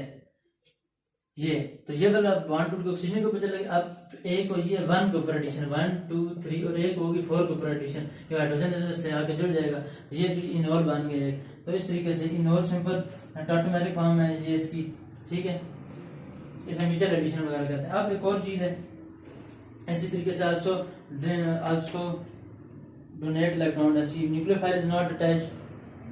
lithium and why is nucleophile attached अच्छा, अब दो इसमें एक और कॉन्सेप्ट भी है, एक और चीज कि ये अगर हमारे पास एक एल्डिहाइड ग्रुप हो CH3COOH, ये हमारे पास एल्डिहाइड ग्रुप है, न्यूक्लियोफाइल आकर दो तरीके इलेक्ट्रोफिलिक, ये वाला एक इलेक्ट्रोफिलिक सेंटर है, इसके ऊपर अगर अटैक करना है, ऑक्सीजन के ऊपर पार्शियल नेगेटिव चार्ज है, कार्बन के ऊपर पार्शियल पॉजिटिव चार्ज है, न्यूक्लियोफाइल इधर भी आकर अटैक कर सकता है। लेकिन सवाल पैदा होता है कि ऑक्सीजन के ऊपर भी तो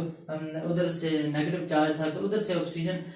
के ऊपर उसने डायरेक्ट क्यों अटैक किया, यानी इधर से कार्बन के ऊपर अटैक क्यों किया, तो वो वाली चीज उसी वजह से, स्टेबलाइजेशन की वजह से, क्योंकि दो तरीके थे, इधर से भी कार्बन के ऊपर डबल बॉन्ड है, COOCH3, ऑक्सीजन के ऊपर इधर पार्शियल नेगेटिव चार्ज है। तो सवाल पैदा होता है कि कार्बन ने इधर हम पढ़ते हैं कि इलेक्ट्रोफिलिक सेंटर के ऊपर अटैक करते हैं, तो न्यूक्लियोफाइल ने इस कार्बन के ऊपर अटैक क्यों नहीं किया, क्योंकि इधर भी तो ऑक्सीजन के ऊपर पार्शियल नेगेटिव चार्ज है कार्बन के ऊपर, उसने फिर इस कार्बन के ऊपर क्यों अटैक किया, क्यों, क्योंकि सवाल इस वजह से, उसकी रीजन ये है कि अगर अटैक करती है ऊपर, तो ये वाला जो इलेक्ट्रॉन है ये लेस इलेक्ट्रोफिलिक सेंटर है, जबकि ये वाला मोर इलेक्ट्रोफिलिक सेंटर है। क्यों, क्योंकि जब हमने पढ़ी है कि जब रेजोनेंस होगी, ये वाला बॉन्ड टूट के इधर आ जाएगा, ऑक्सीजन के ऊपर नेगेटिव चार्ज आ जाएगा, C कार्बन के ऊपर फिर क्या होगा, C डबल बॉन्ड में C, ऑक्सीजन के ऊपर नेगेटिव चार्ज, और कार्बन के ऊपर इधर फुल पॉजिटिव चार्ज आ गया। अब ये कार्बन के ऊपर फुल पॉजिटिव चार्ज आ गया, इस वजह से ये कार्बन के ऊपर अटैक होता है, क्योंकि और ऑक्सीजन, जबकि इस कार्बन, ये वाला लेस इलेक्ट्रोफिलिक है, ये वाला मोर इलेक्ट्रोफिलिक है, इसके ऊपर पार्शियल पॉजिटिव चार्ज है, उसके ऊपर फुल पॉजिटिव चार्ज है, इसकी वजह से इधर अटैक होता है। अब ये मेलोनिक एस्टर्स वगैरह और बीटा कीटो एस्टर्स वगैरह जो होते हैं, इनका एक रिएक्शन है, ऐसा मिचेल एडिशन रिएक्शन वगैरह कहते हैं, और ये किस तरीके से होता है, उसमें ये होता है कि एक हम ले लेते हैं कोई भी मेलोनिक एस्टर ले लेते हैं, OET और C डबल बॉन्ड O और CH2 COO और OET। अब इसका जाहिर बात है बेस आएगी उसी तरीके से, कोई भी बेस आएगी वो इथॉक्साइड वगैरह आएगी, वो हाइड्रोजन को रिमूव करेगी, इस हाइड्रोजन को, ये कार्बन जनरेट हो जाएगा। OET आएगी, इस बेस को रिमूव करेगी अटैक करके इस हाइड्रोजन को, तो COET COO और कार्बन के ऊपर नेगेटिव चार्ज COO OET। अब हमारे पास जब भी अल्फा बीटा, इसका हमने रिएक्शन बेसिकली कराना है मिचेल रिसेप्टर के साथ, मेन हमारा इसका दो रिएक्टेंट गिवन थे, ये और एक ये इसका CH2 double bond CH COOMe। जब भी हमें पता है कि alpha beta saturated carbonyl compound आ जाए तो उन्हें मिचेल रिसेप्टर्स कहा जाता है। तो ये मिचेल रिसेप्टर है, कार्बन कार्बन डबल बॉन्ड, और ये एक ऐसा ग्रुप है जो विद ब्रेन ग्रुप है, तो ये 1 फॉर एडिशन हमेशा देते हैं। तो ये हमें साफ पता है कि ये कार्बन आयन के तौर पर ऐड कर रहे हैं, ये क्या करेगा, इसका ये इस कार्बन के ऊपर एडिशन देगा, ये बॉन्ड टूट के इधर आएगा, इधर ये वाला इधर आ जाएगा, वो वाला जब ऊपर जाएगा तो फिर क्या होगा, ये वाला OET COO CH और COO OET, इस कार्बन के साथ ये वाला कार्बन जो है C, और फिर ये वाला कार्बन है पहला, फिर ये वाला दूसरा कार्बन C, फिर ये डबल बॉन्ड COO, ऑक्सीजन के ऊपर नेगेटिव चार्ज, और O मिथाइल ग्रुप, क्योंकि ये वाले 1 2 3 कार्बन ये जुड़े हैं, 1 2 3 कार्बन, और वो वाले उसके थे। अब ये वाली एक चीज है, अब सवाल पैदा होता है, एक तो ये भी काम हो सकता है कि ये वाला नेगेटिव चार्ज इधर है, मेथॉक्साइड गुड नेम ग्रुप के तौर पर लीव कर जाए, लेकिन होता यूं नहीं है, होता यूं है कि ऑक्सीजन की हाइड्रोलिसिस होती है और वो एक हाइड्रोजन गेन कर लेते हैं, और हाइड्रोजन जब वो गेन करते हैं, क्योंकि इसकी एक और होती है, यानी इसमें सवाल तो पैदा होते हैं हमारे जहन में थे, यार नेगेटिव चार्ज इधर आएगा और methoxide good name group leave कर, लेकिन इसमें नहीं, क्योंकि सोल्यूशन में हाइड्रोजन पॉजिटिव आयंस मौजूद होंगे तो ये फौरन ही हाइड्रोजन को अपने साथ मिला देगा, जब मिलाएगा तो इसके ऊपर प्लस का चार्ज आ जाएगा, एक तो ये यानी इधर हाइड्रोजन आ जाएगा। लेकिन अब ये तो फिर क्या होता है, ये वाला उस साइड पे नहीं जाता, बल्कि ये इस साइड पे डबल बॉन्ड है, ये वाला बैक इधर शिफ्ट होता है, ये वाला इधर शिफ्ट हो जाता है, हाइड्रोजन ये वाला जो बॉन्ड होता है, ठीक है, यानी ये वाला बेसिकली शिफ्ट इधर से होगा, तो ये वाला इधर कार्बन के ऊपर नेगेटिव चार्ज होगा, वो अपने साथ हाइड्रोजन को मिला लेगा। इधर अगर हम खोल के इस तरह लिख देते हैं तो इस साइड पे ये हो जाएगी ETO COO CH COO OET, और इस साइड पे C double bonded with single bonded C, इस साइड पे डबल बॉन्ड O मिथॉक्साइड, और इस कार्बन के साथ क्योंकि ये बॉन्ड टूट के इधर आ गए, जब ये वाला बॉन्ड टूट के इधर है तो इसके ऊपर नेगेटिव चार्ज आएगा, तो हाइड्रोजन को अपने साथ मिला लेगा और इस साइड पे CH2 जनरेट हो जाएगा, बस तो CH2 जनरेट हो जाएगा। तो ये हमारे पास एक चीज बन गई। अब जब होती है ना हाइड्रोलिसिस, अब हमारे पास दो एस्टर, ये भी एक एस्टर ग्रुप है, ये भी एस्टर ग्रुप है, ये भी एस्टर ग्रुप है। जब हाइड्रोलिसिस होती है तो हर कीटो ग्रुप जो होता है वो एसिड के अंदर कन्वर्ट हो जाएगा। जब एसिड के अंदर कन्वर्ट हो जाएगा तो ये OET जो होगा OH के अंदर तब्दील हो जाएगा, कार्बोक्सिलिक एसिड बन जाएगा। ये भी हाइड्रोलिसिस होगी तो एस्टर वाटर कार्बोक्सिलिक एसिड के अंदर कन्वर्ट हो जाएगा। ये भी मिथाइल ग्रुप जो होगा ये एसिड के अंदर कन्वर्ट हो जाएगा। अब जब भी एक कार्बन के ऊपर दो कार्बोक्सिलिक एसिड इकट्ठे आ जाते हैं, जैसे ये तो एक कार्बन के ऊपर दोनों कार्बोक्सिलिक एसिड इकट्ठे आ जाते हैं, तो फौरन आसानी से डीकार्बोजिलेशन हो जाती है, आसानी से हीट करो तो कार्बोक्सिलिक एसिड निकल जाते हैं। तो इसी वजह से इसमें भी यही होगा कि कार्बोक्सिलिक एसिड इसमें जब इसे हीट करेंगे तो कार्बोक्सिलिक एसिड इसमें से निकल जाएंगे। जब कार्बोक्सिलिक एसिड इसमें से निकलेंगे तो डीकार्बोजिलेशन हो जाएगी और फिर क्या बन जाएगा कि CH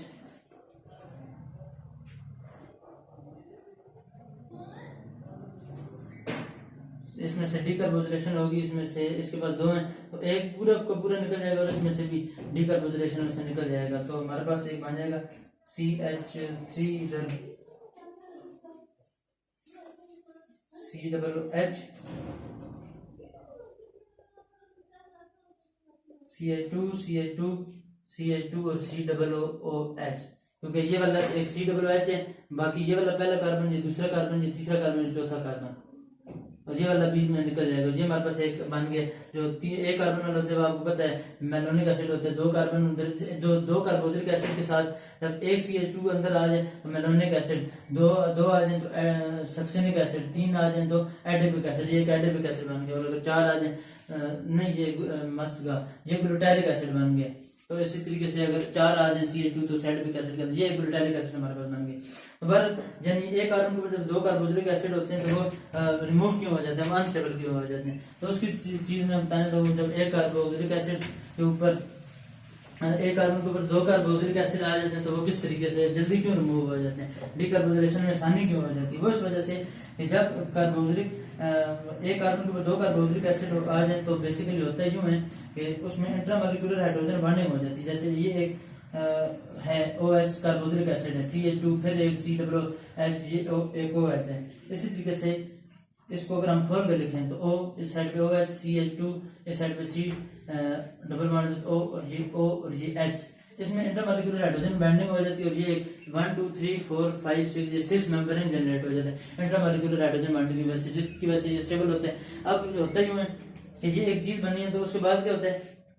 कि इसमें से कार्बोक्सिल ये वाली बॉन्ड टूट के इधर आ जाते हैं और ये वाला जो होता है ये COO था, ये वाला OH, और ये इस तरीके से आ जाता है कार्बन डाइऑक्साइड और ये वाला बॉन्ड इधर आते हैं,